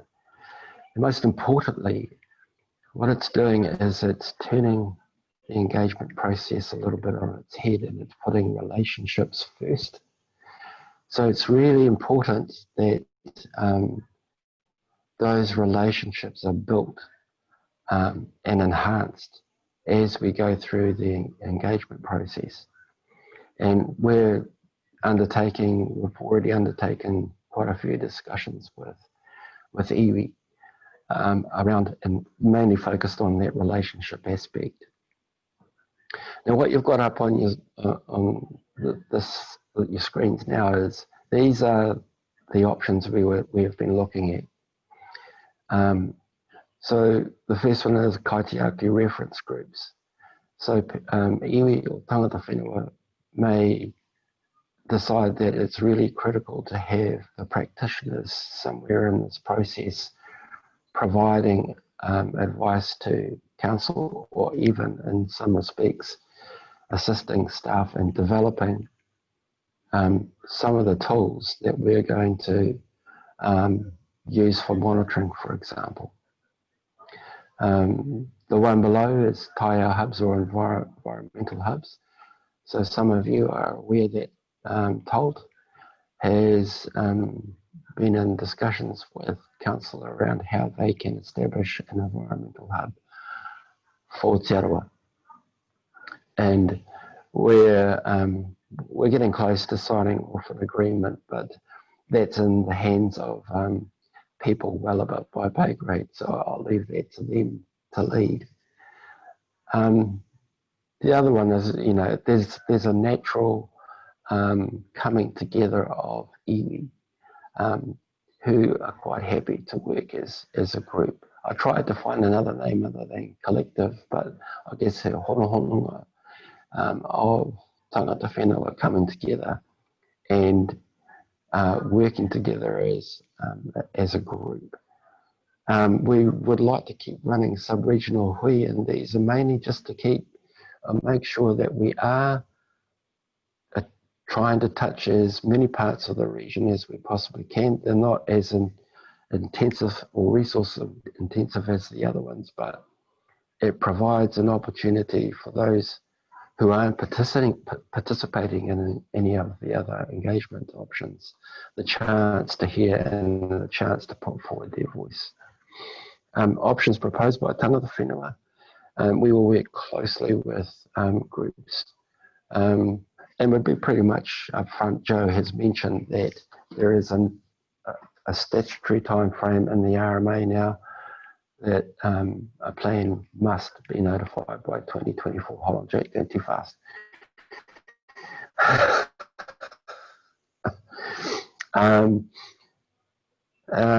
But that's an important option for tangata whenua to consider. Consultants or contracted services, some iwi may be in a position to actually push the button and let's get going.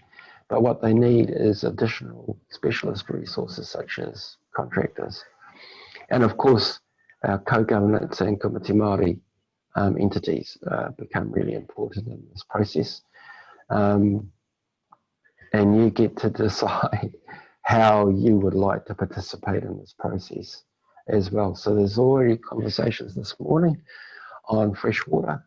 Your action plan is intrinsically linked to the outcomes of what happens through this process in the NPSFN. So those are the options in Te Hononga. None of these are set in stone. They can be adapted to suit local conditions. And some areas may have one or more of these operating at the same time. Thanks, Joe. And this is just an overview of the timeframes which, as you can see, from now until 2024, the bulk of the work in terms of that, in terms of drafting, in terms of the technical analysis is going to be occurring in year 2 and year 3. With bulk, some of it starting in, well, some of it's already started actually in terms of getting the work programs together. Thanks, Joe. So in terms of the Kaupapa Maori work stream, we do have a role, not so much in developing the framework, but in terms of leading the organisation council and making sure and guiding them through this process. But every part of council that is involved in preparing the plan will need to be cognisant of what's required under Te Manawa Te Wai. So this iteration is quite clear that how we must give effect to Te Manawa Te Wai. In the draft version, there was one vision statement proposed that was going to go into the RPS. Now, depending on how many FMUs, or in our case, we're using the catchments as our FMUs, there must be a vision statement for each one of those, and all linked to Te Manawa Te Wai.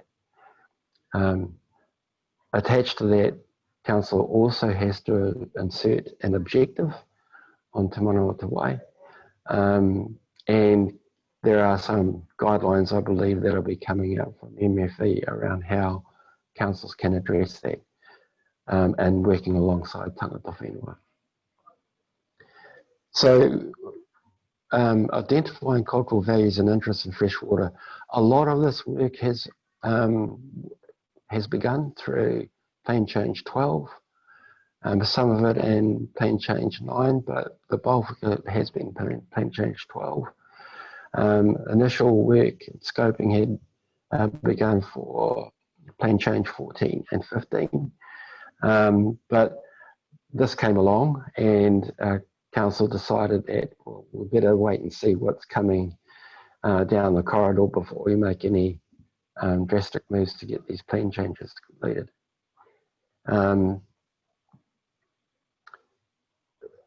Reflecting cultural values in freshwater and objectives limits, because will be limit setting and allocation. That doesn't necessarily sit under the Kaupapa Maori workstream. That's quite a broad piece of work that all teams will be working on. Mātauranga Māori monitoring indicators will be working closely with, of course, tangata whenua and our science team. And this is going to be an interesting space to work in, because unlike all of the compulsory values under the National Objective Framework, there are no attributes for Mātauranga Māori. So effectively, you could say we'll be starting from ground zero. We already are familiar with what these might be, but we need to work alongside tangata whenua to confirm what they are, depending on the locale, and how they're going to be monitored, and who is going to undertake the monitoring. These monitoring indicators have implications across a range of other parts of the MPSFM ecosystems. For example, will be required to have some type of attribute that recognises a mahi kai value in there. And a big chunk of work that we've also got to do is to review our regional natural resources plan, and the particular chapter in that plan is the Kaitiakitanga chapter. That's along with the review of the RPS to its objectives as well. So there's quite a bit of work to be done in that space. Thanks, Joe.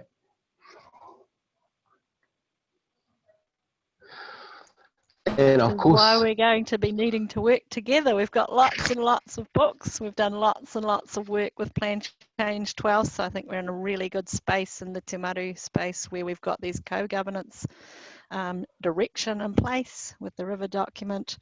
The Change 5 will inform the process. So a lot of the work's been done in this space.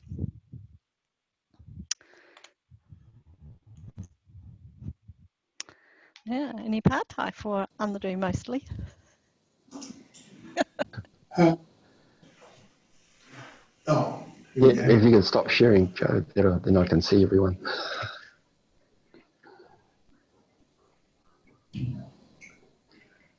Yeah. Bye.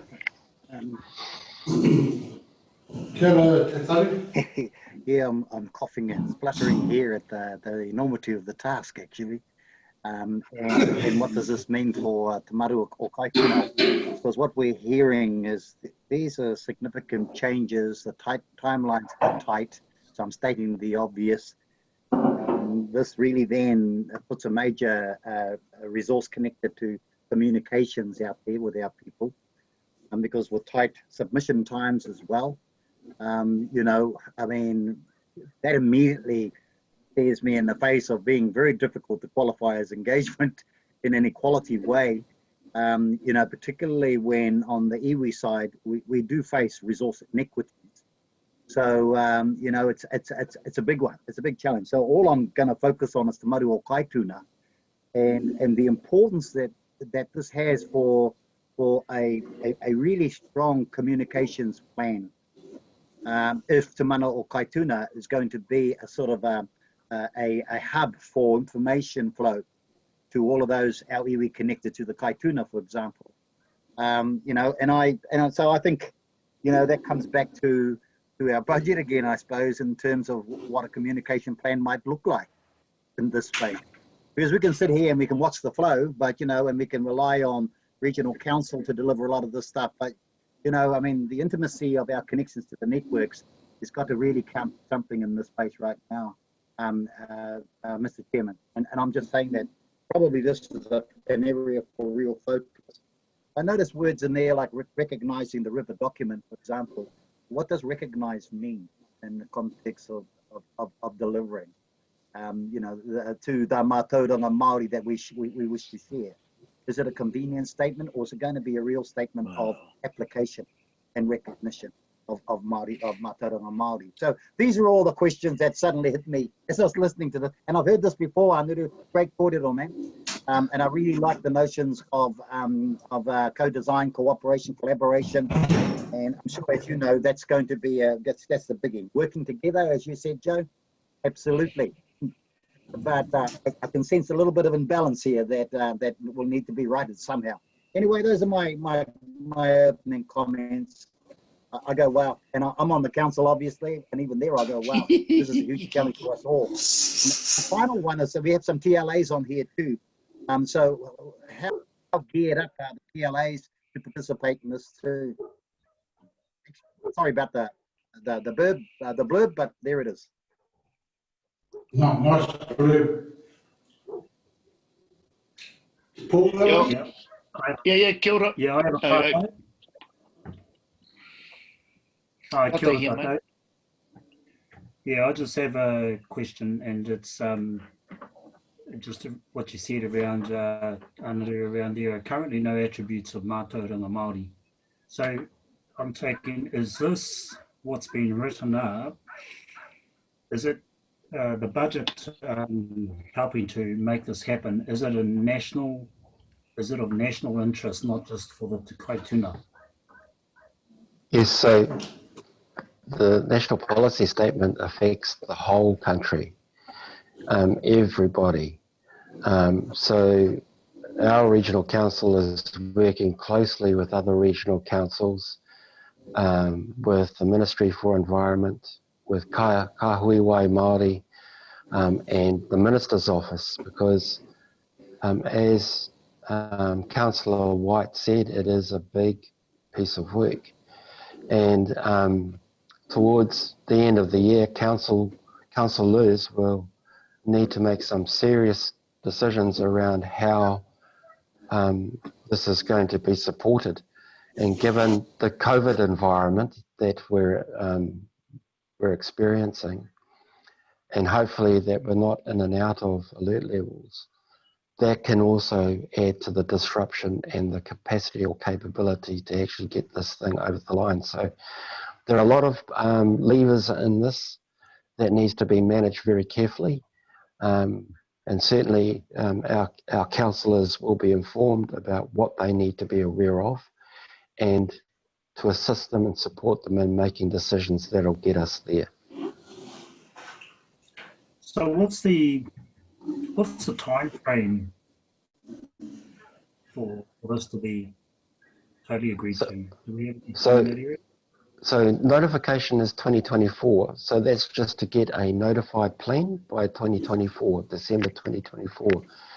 Then post notification, there's about a 2-year leeway out to 2026, maybe 2027, where you're moving into the submissions and appeal process.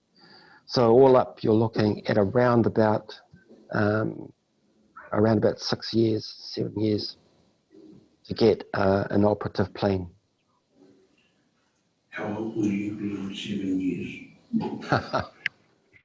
But I guess it's Yeah. fair to say the real work is in the next 2 or 3 years, because the work with iwi, the participation and the involvement and the nutting out how, for example, Te Pōti, because there's not any direction in the national policy statement for the mātauranga indicators, for example, that's up to us, up to iwi all across the region to land on those things. So that's the exciting bit, but it's also the challenge to get everyone on the same page or on a page that is fit for purpose in each rohi. I suppose for me, it's about as you progress, you sign off. Yeah. So what I'm thinking is, say for an example, we have a change of government in the future that has different directions or whatever. What work that's been done leading up to that? Is there any way that we can actually put a gate there and say, we've gone to this point, it can't go back, so that we can proceed to that 2027 vision? Do you understand what I'm saying? Yeah, very much so. So the central government is effectively the lawmaker. And you're quite right, depending on which government is, that the RMA or the MPS could change at any time. But council can't work on those presumptions or assumptions. We've got to work on what's given to us and move forward. Certainly, I mentioned, and so did Joe, a lot of work has already been done. A lot of work. So we're some way there already. There are gaps in that work, and that's where we're going to put most of our attention in filling those gaps. But certainly, a lot of the hard foundational work has already been done through, like, as I said before, Plan Change 12. But we're now not looking at water management areas for a plan change. We're looking at possibly a one plan change for the whole region.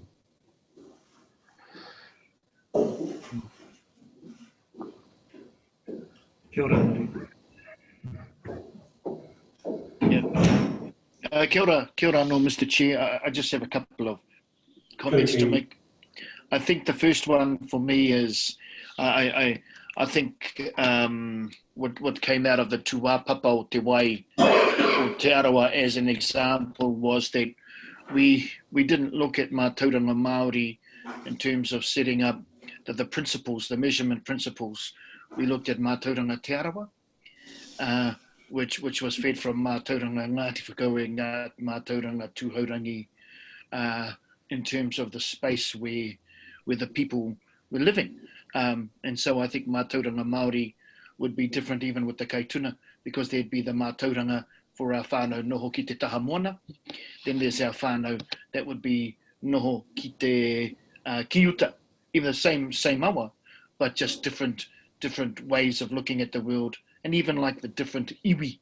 So there's in terms of how the different iwi see the world is the same, but different at the same. And so I think just to support that kōrero that was said before, it's going to be a hard job, but I think at the end of it, if we can find a place where the rangatiratanga of each iwi are reflected, as opposed to just being all the same principles on the one page, I think we're going to I think it will become more, ngā pūmanawa e waru o te arawa, each the same but each different.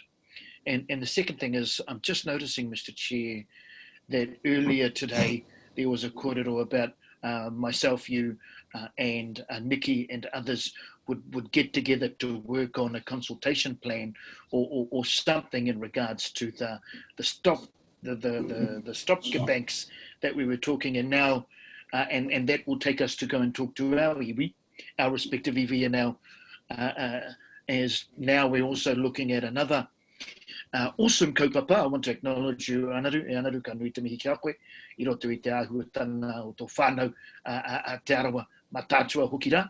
But also there's another need to go out to our iwi to have a kōrero on another take. So I think one of there might be in terms of as we go along in our journey, mā te aha ka whakawhaiti how can we economise the time that we are going to be placing on our iwi. They want our iwi want to be giving that information, but they might have to go on one Sunday. Oh, there's one hui. Oh, then there's the next hui. But as we now go into this side of the year, there's also a lot of AGMs that are going along as well. So mā te aha ka economise ia tātou te wā ngā haura te kōrero atu ki ngā iwi. But in terms of my feel of what's happening, it has a wonderful feel, Naru, in terms of the kaupapa and the work that you've done. Those are just the two things that popped up to me in the reading. But I think for me, it's the first time that I could actually feel the wairua I roto I ngā tuhinga. So ka nui te mihi kia koe. Kia ora. Oh, well, I suppose my view and thoughts are very similar to what's already been said.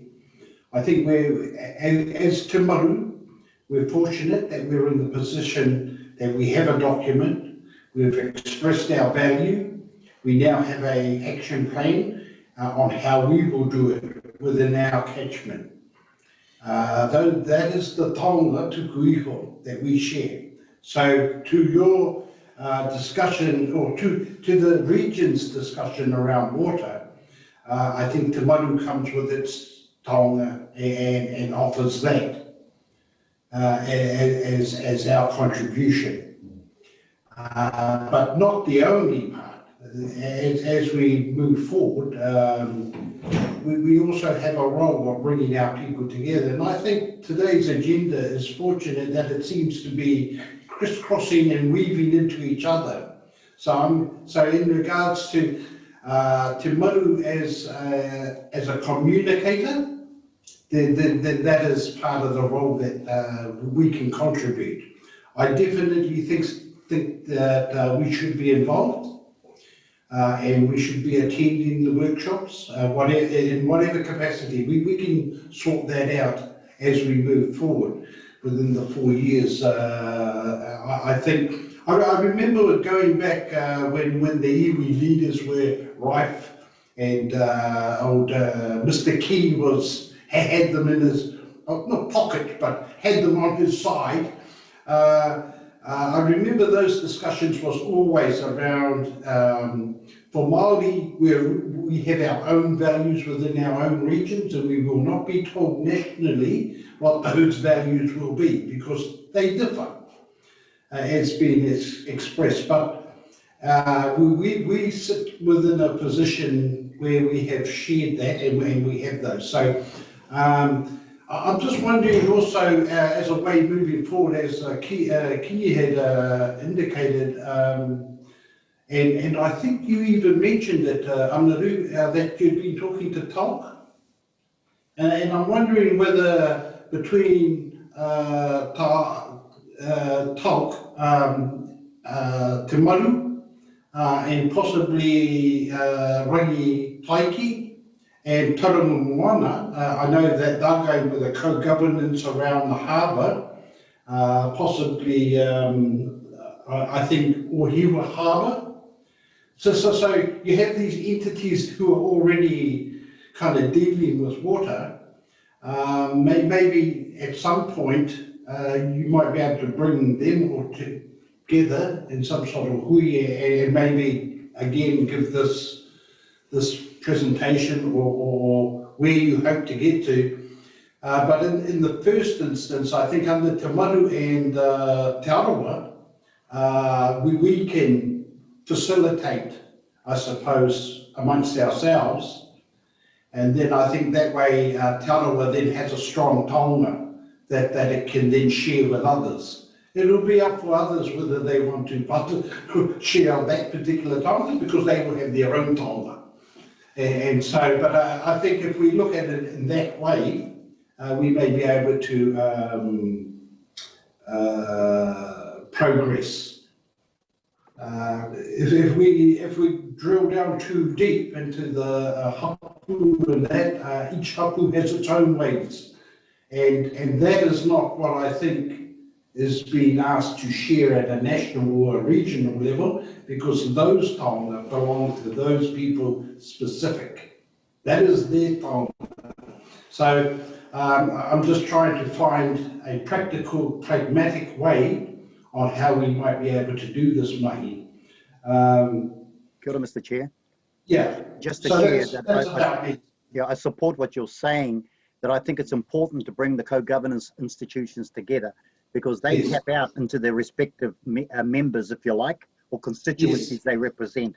You know, for Te Maru, you can table the river document, you've got the documents, and we can finesse that space from Te Maru. But I think the first thing first is to ensure that those co-governance bodies are on the same page. They've got the same information, got the same imperatives, got the same time frames, and therefore can work out how cooperatively we can work together to come to some synergy around how we approach this. And then basically go out to the hapu constituency and have those conversations as when necessary and appropriate. I think if we can get that done earlier rather than later, Whanuru and them are listening, that would be a really big step forward to try and to get some synergy and synchronizing around this particular space, because it's a biggie and difficult. And I think that's a good start. If I can, sorry, Mr. Chair, if I can jump on again, then maybe this hui that we'll be having, Mr. Chair, that we were talking about earlier, could actually be one that encapsulates what Councillor White has been talking about as an idea. You know, kia whānui ake ngā kōrero. That's all. Because I think, you know, I roto I te wānanga, I roto I te whaiwhakaro, you know, through vehicles such as the one you're suggesting, we're able to come up with solutions. I think just for now, it's just able to whakatō the kōrero and then let those solutions find us. He whakaro, yeah, koia, ngā kōrero. I do.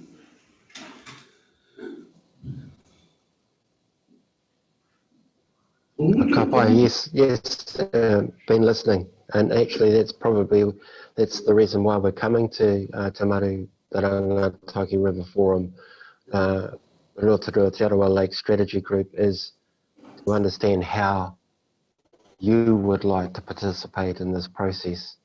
So the kōrero that you've just had is absolutely a very smart way of going around how do we bring a collective approach to responding to the NPSFM.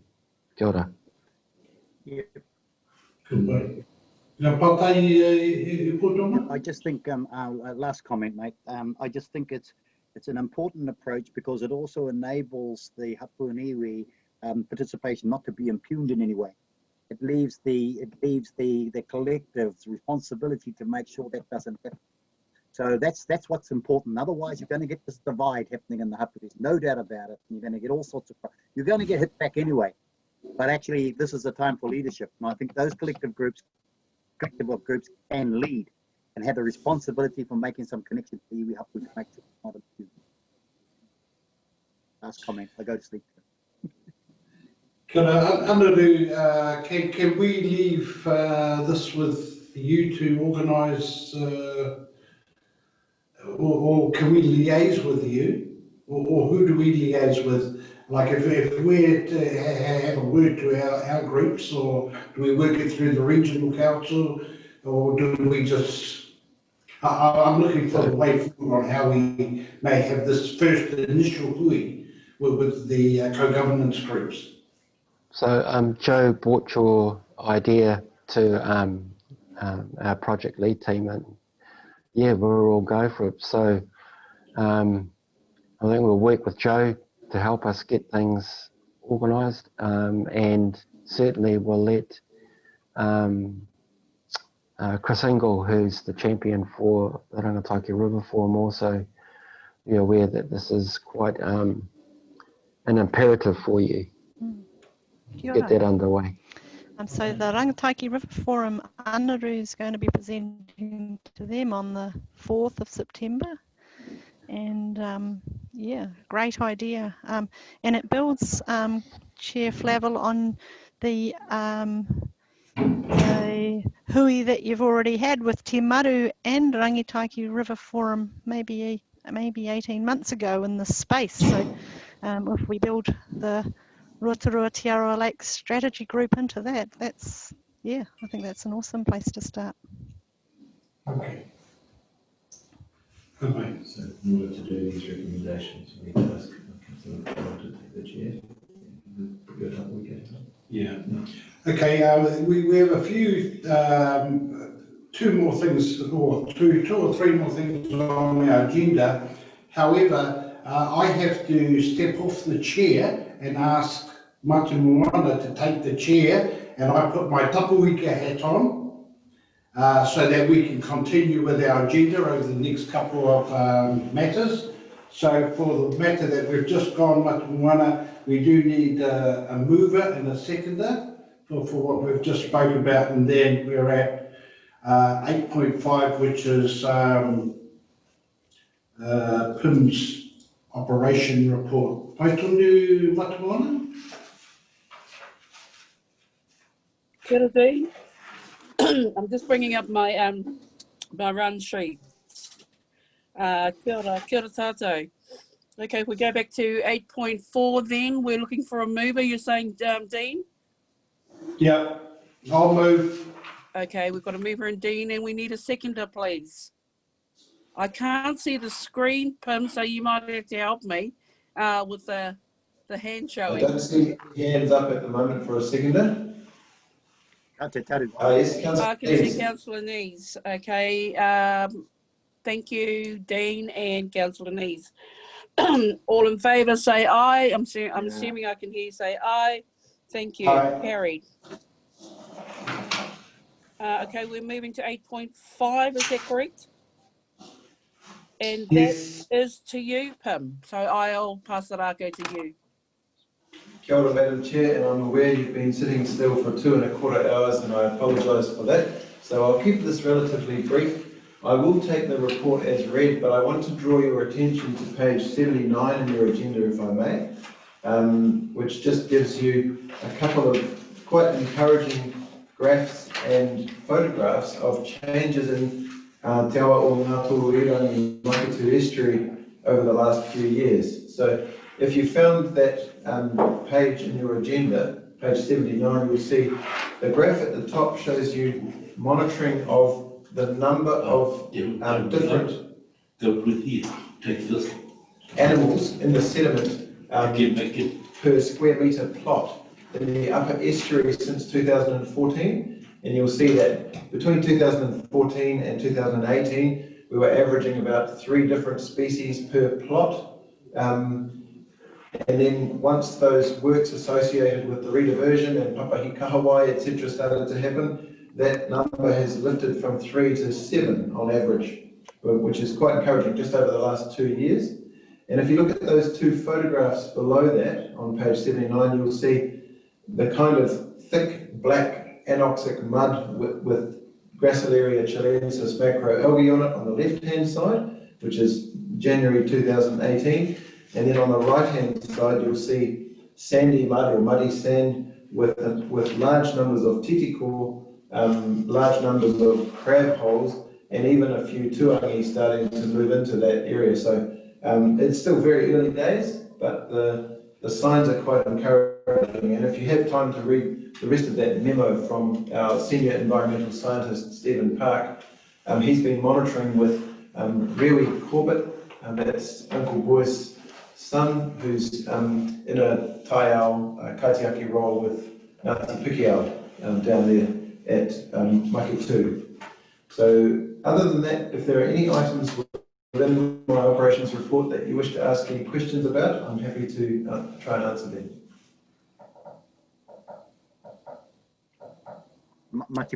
And once again, you might have to help me with who's raised their hands.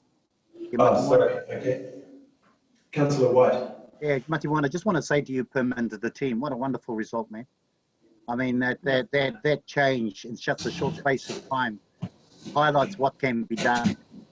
You know, if you put your mind to it and put the resources behind it. You know, and I just want to congratulate everybody and what a master stroke, what a great outcome. You know, and it's worth putting, and I'm assuming our comms team at some point in time, without trying to be too whakahihi about this, does put this out there, because I think it's a great note to everybody as we move into the freshwater, you know, space and all the planning that's going on, that this is damn well possible. You know, and for that history, all of us, that history is very, very important to all of us. For those who have gathered kaimoana from way back, we lived off that space, right? And of course, we know the history of that space. So it's really, really, really, really a wonderful thing to sing the praises of this thing. And I don't mind the kumara saying how sweet it is, because it is damn sweet as I see it. I think, so thank you, and through you, Madam Chair, our communications team has put together an infographic which is a summary of this memo, and I think that's going to be put out through the Maimaki 2 newsletter at the beginning of September, and then potentially spread through some of our other communications channels, such as the Komiti Maori Whānui, and probably the next issue of the Kaituna Kōrero newsletter, which I hope you all subscribe to. You should have got a copy of that last week, I think. If you're not receiving that Kaituna Kōrero newsletter, then please let me know, and or let Amanda know, and we can add you to that.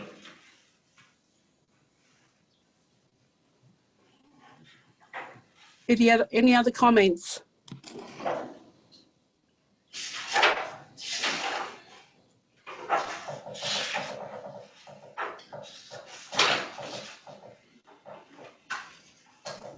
I guess as the replacement chair, I too want to reiterate congratulations to everybody.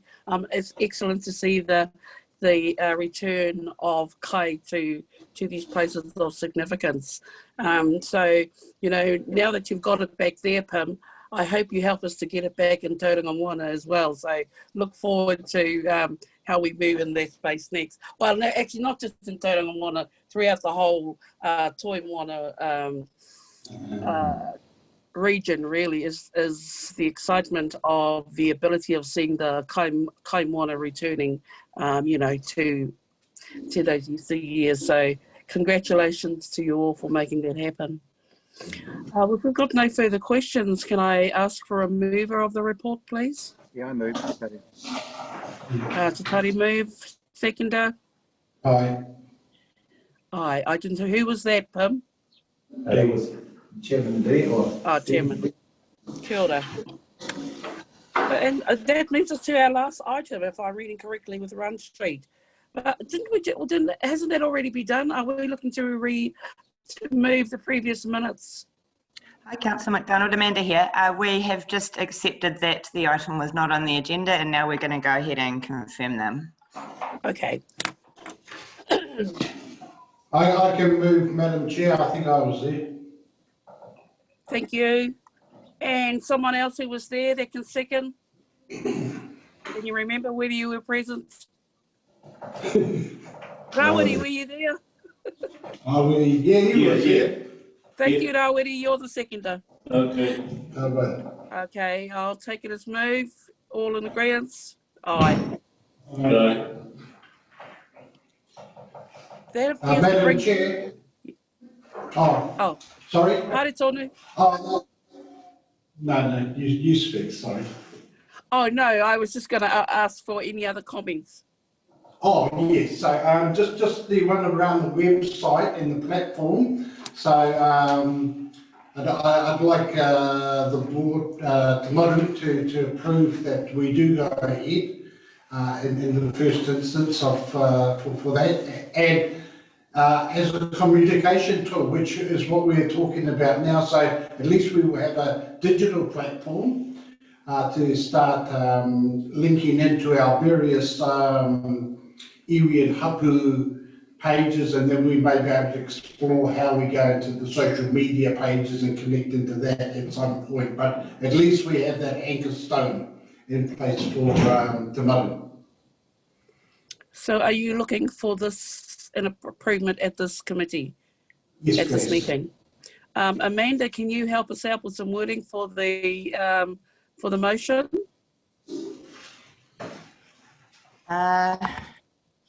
Yes, just a minute.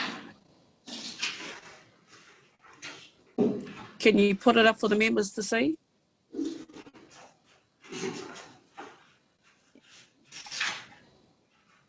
Amanda, So, if it's helpful, I suggest some text, something like resolves to approve the website to go live as soon as possible.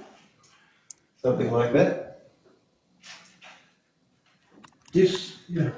Yep, that sounds good.